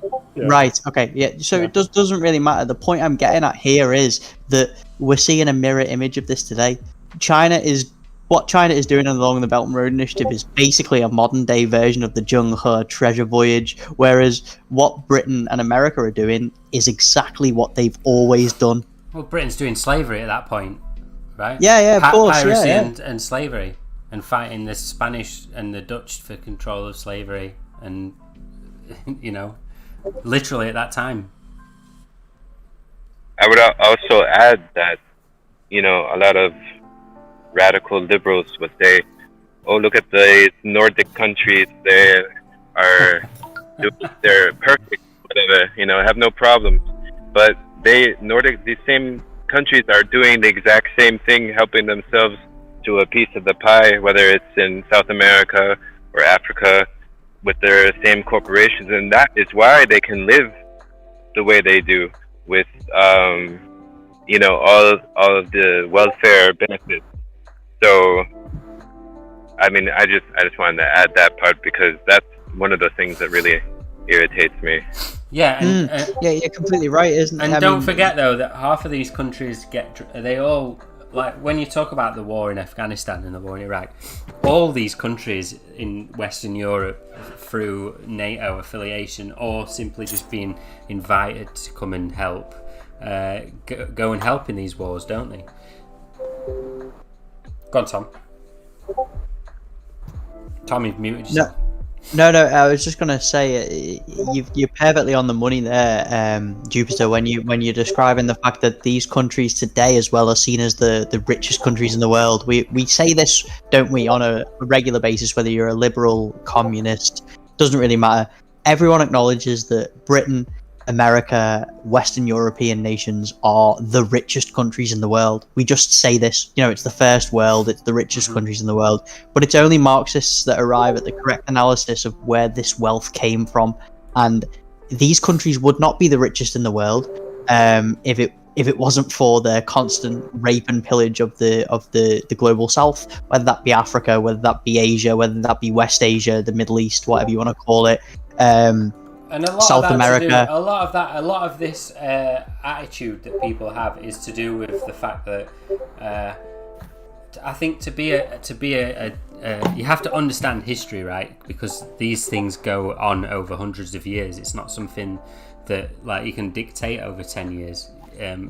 It's been going on for hundreds of years, and I think people have this tendency to just be in the now, and they don't realize that the actions of imperialists in Africa back 200, 300 years ago are relative today. I mean, look, Hong Kong was only given back in 1997, and it's the same imperialist, document that kept it away from being reunified with China since the old days, quote unquote, the time that we've left behind, right? Do you get what I'm saying?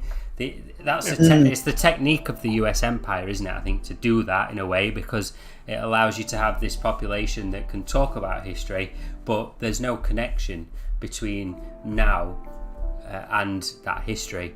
Because if you can break that connection, then you can keep people in ignorance to it, can't you? Because it's just a story of how bad the British used to be in Africa. The key point is used to be, isn't it? Because we're not like that anymore. When in reality, we just watched a 20-year failed occupation of Afghanistan, and that's not the only place in the world where that's still going on. There's no different, is there, in reality? To you think of Stalin, for example, and you think of a time that you can't really even relate to, but in the grand scheme of things, in terms of global economic direction, that's like yesterday. I think another thing that's interesting to point out is Vito, just letting you know you're getting some notification sounds coming through on your mic, just so you know. Oh, okay. No, just no worries, just letting you know. Basically, one thing that's always interesting to note is that the 600s as well. Exactly. And I know you're going to agree with me, but let me just specify what I'm going to talk about, because it's really interesting when you think about it like this. The main thing that the empire has always been obsessed with is cash crops. Always. Whether that be tobacco, whether that be cotton, whether that be opium, it's always been one of the three kind of major cash crops. Why were we in Afghanistan? Well, Afghanistan produces 80% of the world's opium supply. It's the perfect region for opium growth. So when the Taliban come in and say we're going to burn all the opium fields because it goes against our Islamist values, 9/11 has to happen at that point in time. Are you telling me it's not about the liberation of women? I'm sorry to burst the bubble. Oh, right. But no, but I mean, if you look back, it's exactly the same as why the North of America was subjugated for cotton, or why the South of America was and places like Cuba were subjugated for the likes of sugar and bananas and tobacco, coffee, and these tobacco. things. Exactly. There's 10 crops in this world that are pretty much the basis of imperialism. And when you realize that it all relates down to something so pathetic as resources. Now, obviously, the modern resource that everyone's so interested in is oil, which is why there's always the joke, where whenever there's oil, you'll find American soldiers and stuff like this. But it's not just oil. Oil is a newfangled resource. The majority of the time throughout history, it's always been various cash crops. And that is why the Europeans, specifically the British and then the Americans following on from that, were so keen to create slavery, was because it was so much more economically efficient to have slaves harvest your cash crops and die en masse than it is to have workers do so. Because a slave is a one-time purchase, it's a commodity in itself that is utilized to harvest other commodities. And it doesn't matter if that slave dies in the eyes of the imperialist, because you can just buy another slave. But if you've got workers dying on the job, you know, you're constantly paying the worker. It's a constant ongoing expenditure. Exactly that meme. But this is the point, isn't it? It's imperialism is so sick because it's such a horrific, violent act against entire states of people, and it's for something so pathetic as the price of coffee or the production of opium. Or the it's not even about the control of oil, really. When you look at oil, it's about the price of oil, and that's why, you know, America hates Iran so much, because Iran refuses to abide by American oil kind of pricing guidelines and stuff like this. I mean, obviously it goes deeper than that, but on the surface, the most basic contradiction is these resource wars. And it's always been a resource war, and that is what makes it so horrific. When you realize that it's all about whichever resource is the most important at that point in time, then you realize that that resource has more worth than 1 million human lives, and that is absolutely disgraceful. Mm-hmm. But that's why imperialism is so bad, though, isn't it? Because it just doesn't care for it. It's not even like it has bad morals. It just has no moral concern towards anything like that. It's just like, right, lithium under this village, therefore bulldozer coming in, poor people move. It's literally that, isn't it? There's no moral conundrum at play. It's literally, well, what do you mean? There's lithium under here. We want to grow sugar here. Don't forget that sugar was like the most expensive item on earth at one point. This is why we've said this before on the show. This is why food in Britain is so sweet, because it's a remnant of being an imperial subject. The fact that sugar was a status symbol, so a lot of British food has lots of sugar, especially chocolate. If you eat European chocolate compared to British chocolate, European chocolate, you can taste chocolate. British chocolate, you can taste sugar because it's been laden with sugar, because that's the recipe from the Victorian times, where the empire was good because we had all this sugar pouring in from slave colonies, Cuba, Jamaica, wherever, etc., right? And I think, I can't remember who, somebody brought up that right now the empire is facing a 5-front war. It's basically overextending themselves, and when you look out throughout history, I mean, the Roman Empire literally they overextended themselves. British Spanish Empire, same thing, the British Empire. So what we're going to see, I'm not saying that we're going to, I mean, maybe the balkanization of the US, but I think that they've overextended, and it's not tenable. I think whatever happens internally in the US is for the Americans to decide how that struggle plays out. But I think America is certainly just going to become another normal country, right? When we talk about the decline of the empire, we're not talking about.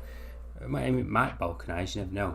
That's for that country to decide. But what is going to happen is they're going to just fall into irrelevancy, just like Britain has, in a way. Britain's become this tiny little country that tries to puff its chest and everybody laughs at, and the same will become of any other remnant of the same empire. Go on, Tom. I mean, Matrey, one of our members, one of the Mango Press writers and editors, Matrey made a fantastic point recently. I think it was in a Twitter group chat. I can't really recall. He might have actually tweeted it out himself.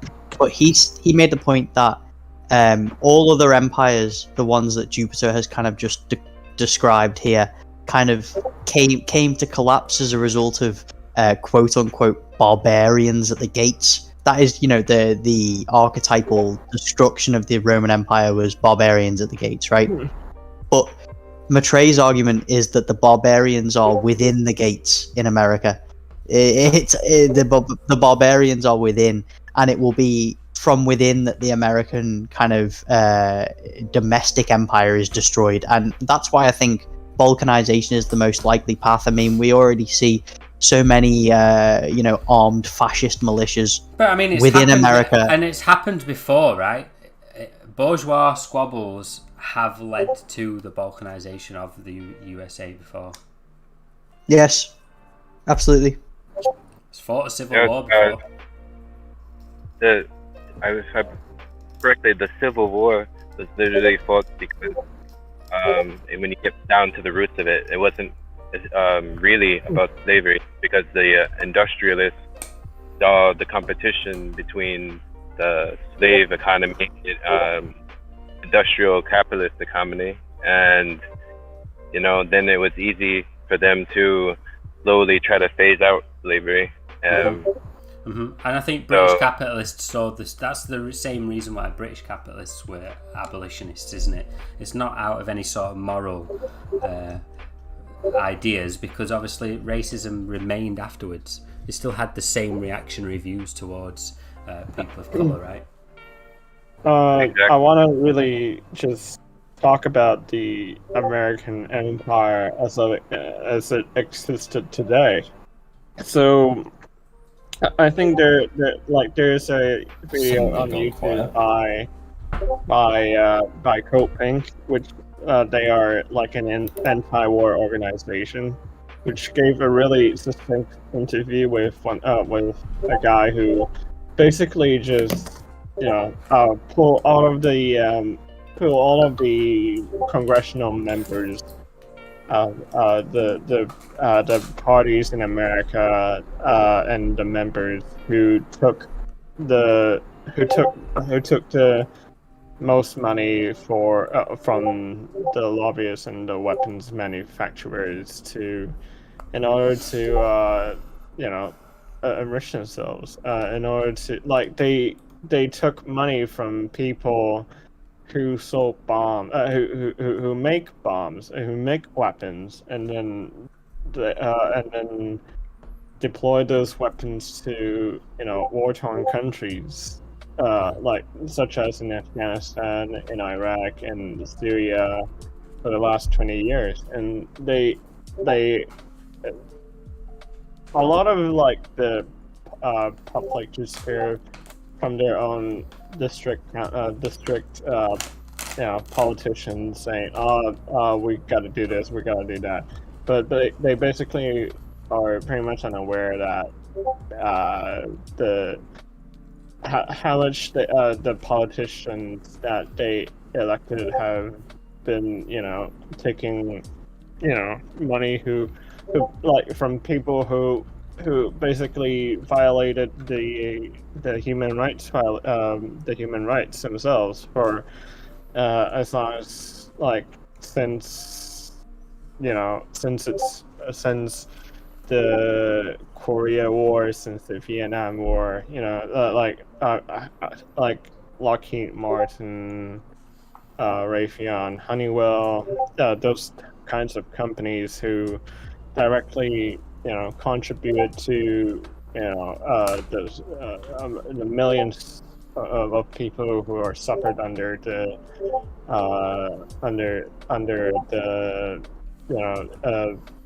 it's either the American occupation of their own countries, the militia, the jihadist militias, and also the warlords, and also people who well imagine being Nicaraguan and then having to face some fascist gang coming into your village just because you've backed a politician that says we're going to set the working day at 8 hours instead of 17.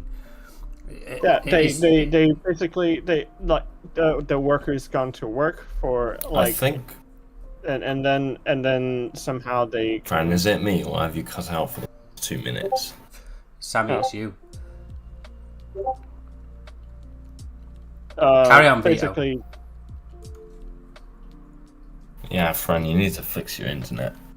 Carry on, yeah. Vito. No, Sammy, Yeah, okay. I think. Sorry, just one sec, Peter. I think it's you, Sammy. We're all good. I can hear everyone fine. Oh, really? Okay. Yeah. It's strange because the stream, this video stream, is fine with me. Like I can see Artsy painting normally. Right, carry on, Vito. Yeah. Right. So while they basically set policies that that doesn't benefit the workers in their own states. They basically tell They want Majoro for that, right? Not Majoro. Yeah, they want Guaido. People who get majority, like Guaido is a perfect example of that, right? They want Yeah. him to be the president. I mean, they will even declare just some random guy. I think the US actually legitimately say that he's the president of Venezuela, even though he's like since lost elections. It's just ridiculous, isn't it? Like, what sort of planet? What sort of logic is it where somebody who's got no business in your affairs can decide who is the quote unquote leader of that group of people? It's just ridiculous, isn't it? But it's become a meme, hasn't it? With the Americans just declaring people, the opposition or the rightful president of X country. I mean, we make the joke that who is the new Guaido of the day. But I mean, if you look at it, I mean, they've done it with Navalny.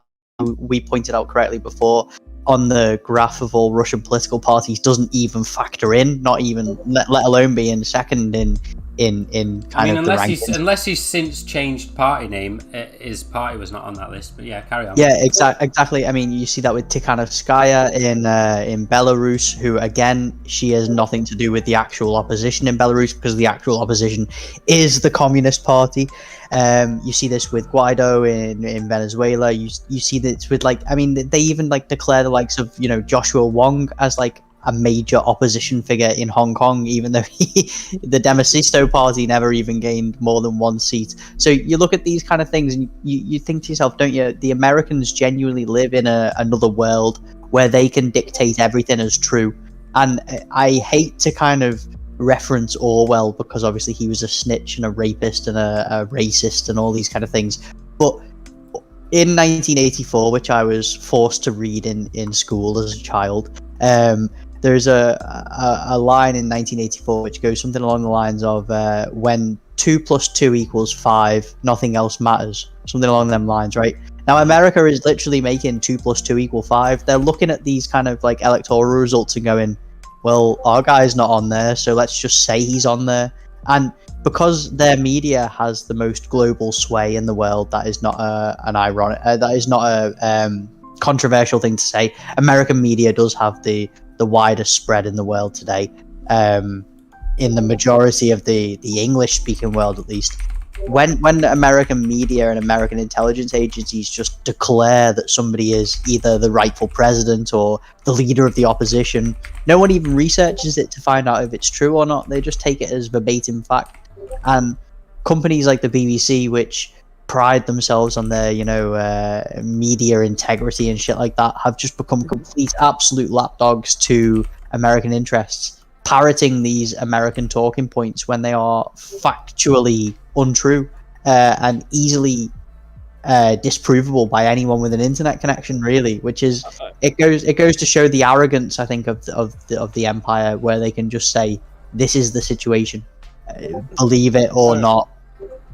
I really wanted to stress when, Hong Kong, recently, the government just did a crackdown on one of the so-called, pro-democracy group called the Hong Kong Alliance in Support of Patriotic Democratic Movements of China, which is really funny because of all the talk that they're the ones that want to gain independence from China, and yet they have support of basically their main stick is that we have to support the people who were oppressed by the Communist Party of China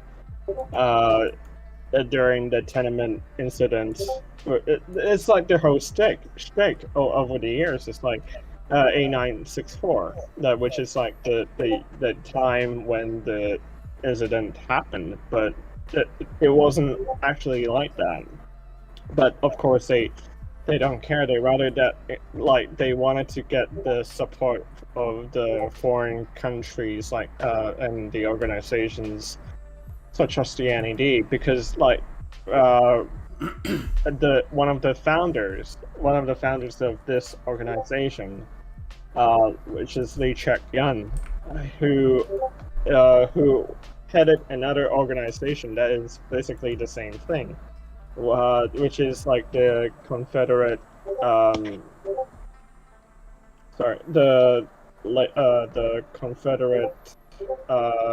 the Hong Kong Confederations of Trade Union, which is the opposite of the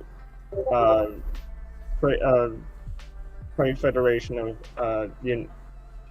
the Federation of Trade Unions.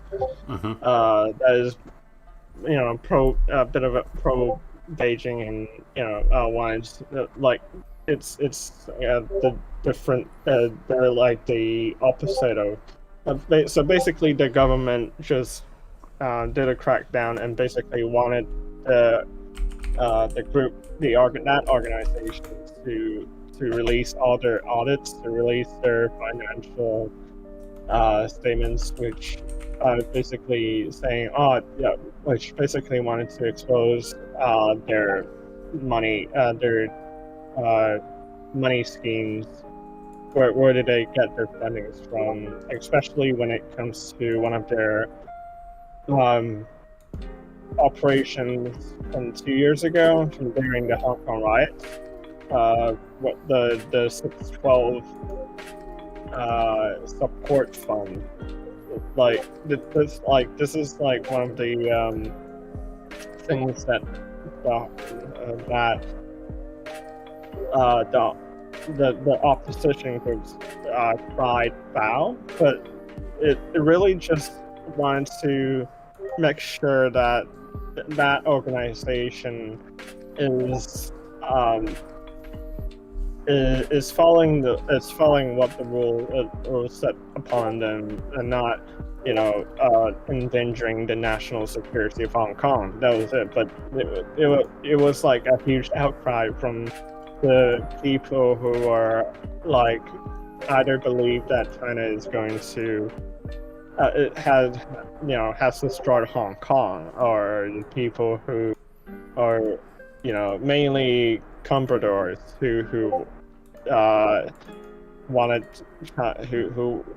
just wanted the West to take back Hong Kong from China again. It's like they a lot of people on Twitter, the compradors in Twitter, they usually espouse that, we don't want the West to take back Hong Kong, but we just want Hong Kong to be independent from China, which is a fallacy, because there's already there's the basic law saying the bits where Hong Kong is an inalienable part of China. That's the thing, and they're saying, they're having all of those excuses saying, China is bad, or it's madness, but they never really. I always keep hearing from people, especially whether it's local politicians or expats, saying, Hong Kong is an international city. Hong Kong is an international city. But and I agree to some extent that we. But isn't London an international city? It's still part of Britain. Isn't New York an international city? It's still part of but the fact thing is that we have to, as people, as students, as a lot of young people in Hong Kong, we should have a bit of a better grasp of the geopolitical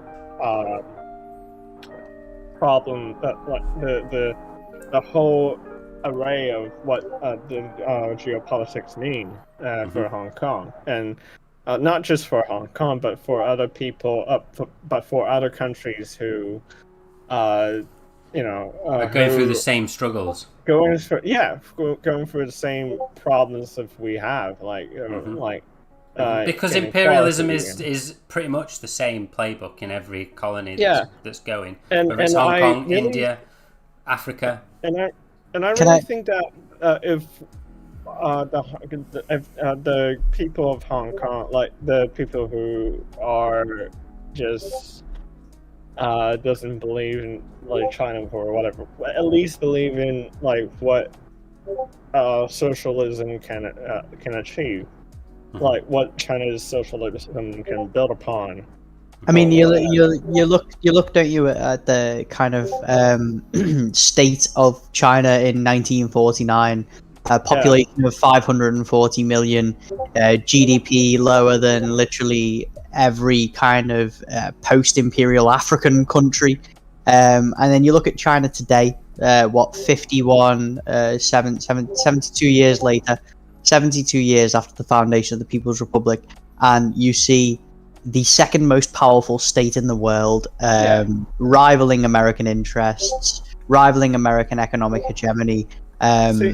This is the power of socialism. I mean, we saw the exact same thing with the USSR when the USSR was first founded. It was, in Lenin and Engels' terms, it was a backwards country. It was, and this is what Dr. Bair was talking about right at the start of the show, when he's like, you don't understand the achievements that the Soviet Union gave to the planet, right? And I fully believe in that. I mean, even though the USSR is sadly not here anymore, it's something that it's a benchmark, hasn't it? It's become a benchmark for the global working class as a standard. British people wouldn't have free healthcare if it weren't for the USSR, and there wouldn't be a healthcare debate in the USA if it wasn't for the USSR and the concept of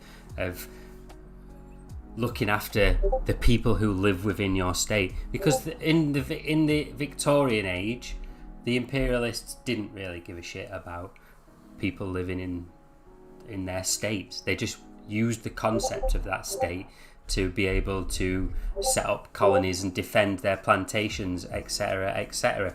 They didn't give a shit about the workers. I mean, sure, they build like a house with them near their factory, but that's just so, like Tom said earlier, they don't die and they have to be replaced. It serves the factory owner better to look after somebody, but they still don't give a shit about them, do they? They just give a shit about profit.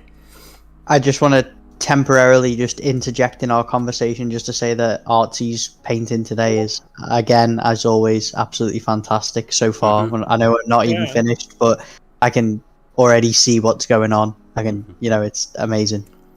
Thanks, comrade. Always.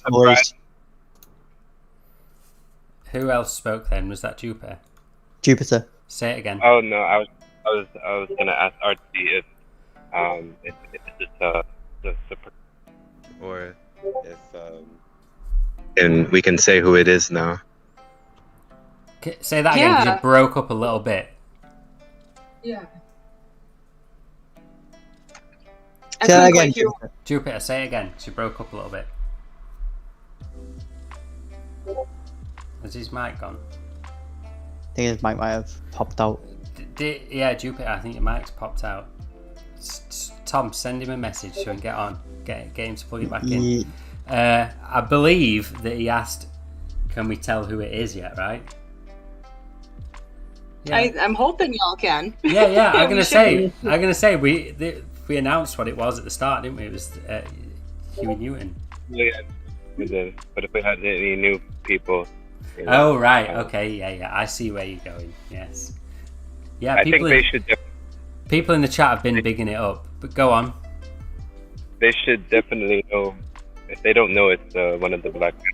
Now, I mean, shit, you have a lot of reading to do. Yes. You know what? One day I want to see Artsy's paintings hanging in the socialist art museum for them. What you need to do, maybe Beijing. What you need to do is Just get them all collected, fly down to Cuba, put an exhibition on. I'd like Let's to see do a it. draw, Invite a Nasrallah. load of That'd be an diplomats. interesting one. You what, Sammy? I'd like to see a draw Nasrallah one time. That would be interesting. Nice. You know who that is, right? Hezbollah. That's the Hezbollah leader, right? For anybody listening who doesn't know who that is. Yeah, you should do that. Yeah, I totally can. I think you should paint Jivy from the Donbass war as well. Thing is, now Sammy's made a recommendation. He's got to buy it if it gets done. Yes, Artsy. I totally will. I definitely will. Yeah. Will you?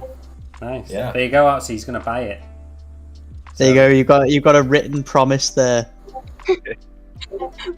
It's on record. We know Escher, who's a lawyer as well, right? We'll put a corporate lawyer into You good don't need use. that much guarantee. Right. I think we'll call it a night there because it's about that time, right? Anybody got anything they want to say at the end of the show? I just want to say that I know we talked a little bit about Stalin. I just wanted to say, if anyone has time, read National Question, because we talked about how bad colonialism is, neocolonialism, and Stalin basically wrote that the colonization should be free, and he was treating us all as equals. And you compare that to Winston Churchill at that same time. Ask him what he thought of people in India or people in Africa. He was a raging racist. So that was all I wanted to say. Yes, I mean, sound advice. I don't think anybody else on the show right now is going to beat that. Sammy? Yeah, I mean, it's good to be back once again. Nice. And what? Nice. I said nice. Yeah. It's nice to have you back, right? Yeah. I was being polite. I feel like, well, yeah. I mean, like, I have stuff to entertain me. Plus, the weather isn't helping. It's too hot in here. Good luck in your quarantine, Tom. All I've got to add is imperialism bad. Nice. Vito.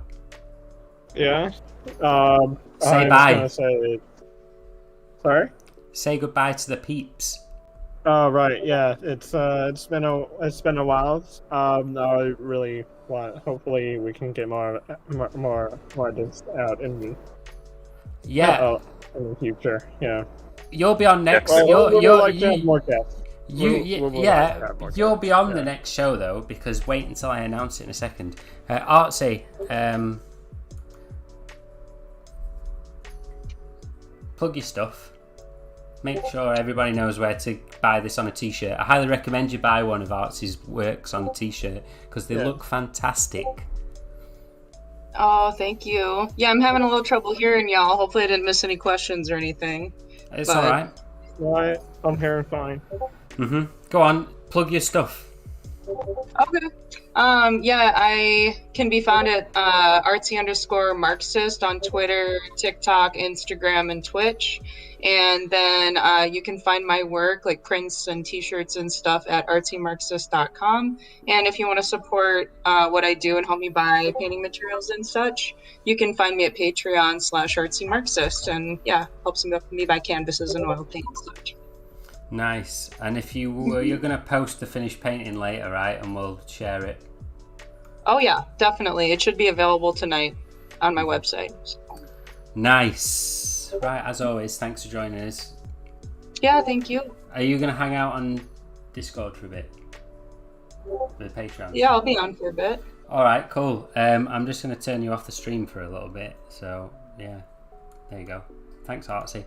Right, thanks to Dr. Bair as well, who had to shoot off halfway through to go and pick up his kid. Also, thanks to you, Jupiter, for joining us. You said you were a little bit nervous right at the start of the show, but it's over now. I learned a lot. I think everyone here, I'm blessed very knowledgeable. So Nice. You're welcome back anytime. Just be like, oi, can I come on? And we'll fit you in. yeah. Do you know what All I right, mean? it's 1 a.m. here, so Yes, yeah, if you're going to shoot off. If you want to hang on a little bit, we hang out on Discord for a bit, but it's up to you. You're in no obligation to do that. So, yes, right. Merch is available there if you want it and you're desperate and you can't find the web link. Just send us a message on Twitter and we'll point you toward it. Patreon, that's there. Search Mango Press, join the Patreon. Artsy Marxist has also got a Patreon, so don't forget to join her Patreon as well, because we know you're all made of money, and this is a shakedown. Next episode of our podcast is on the 24th of September, which happens to be like, I think it's either the day or the day after or the day before we like found Oh, look who just joined back in. Who? Dr. Astar. Oh, nice. Right at the end of the show. But anyway, maybe hang around on Discord for a little bit. Anyway, if you want to hang on Discord, you can join our Patreon, or you can join our YouTube membership if you click join below, and Sammy will sort you out into the server, and you can come and hang out with us and the guests after the show. But anyway, what was I saying? Yes, next week, the next show, which is on the 24th, is our 1 year anniversary show, and we're trying to get like the core sort of team back on. So there should be like Sophia, who has not been on for months. We're trying to get Xena back on. I believe Jen is going to be with us. Whoever else who's part of the founding group will be on, and I don't know. We'll probably get smashed on stream all together, right? And see what happens. I'm down for that. Yeah, exactly. Sort of. Exactly. Right. You guys in the chat, keep quiet while I play this music out. And yeah. See you guys later. Goodbye, everyone. In a bit, squad. Bye. No.